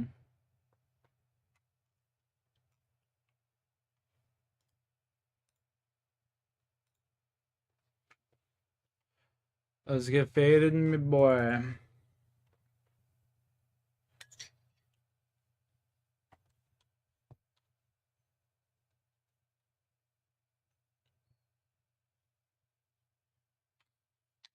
Cheers.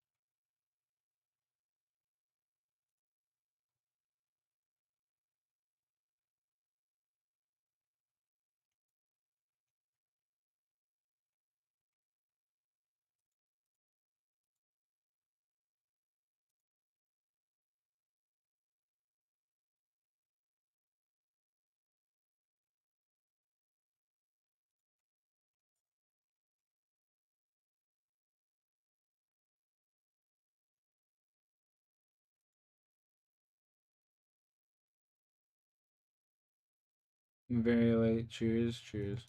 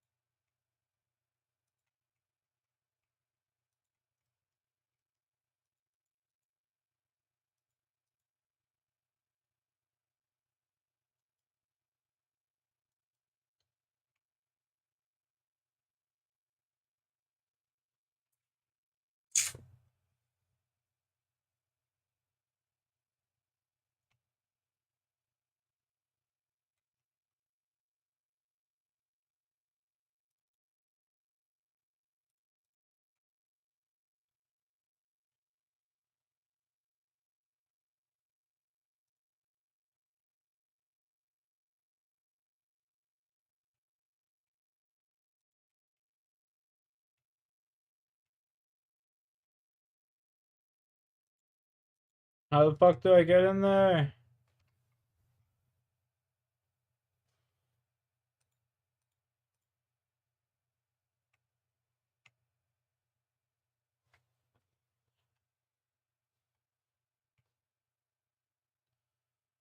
From the 2 tokes? It doesn't really affect me anymore, man. Once I'm stoned, I'm stoned.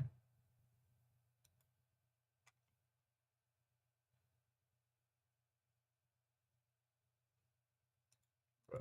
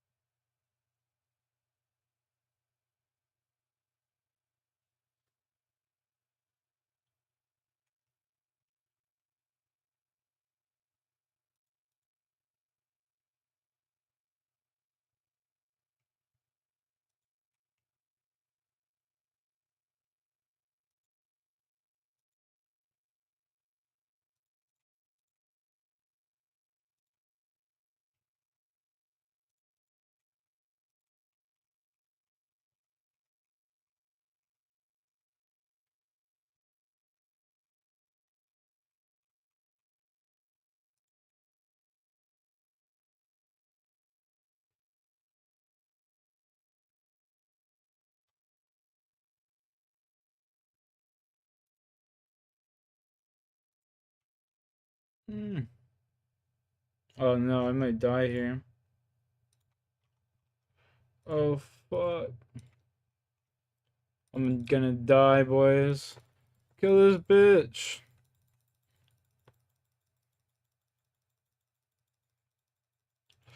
I'm dead. Deader than a fucking doornail. No. Alright.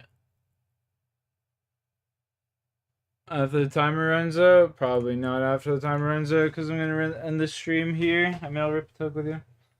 But after that, I'm gonna hop off. Back in one now. Cheers.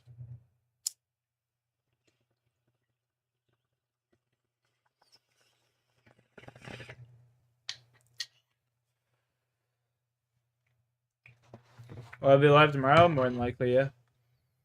I got some shit I gotta do. I gotta clean up my room and stuff. It's supposed to be a torrential downpour tomorrow, so see where that leaves me. But yeah, I'm out of here, boys. Hope everyone has a good night.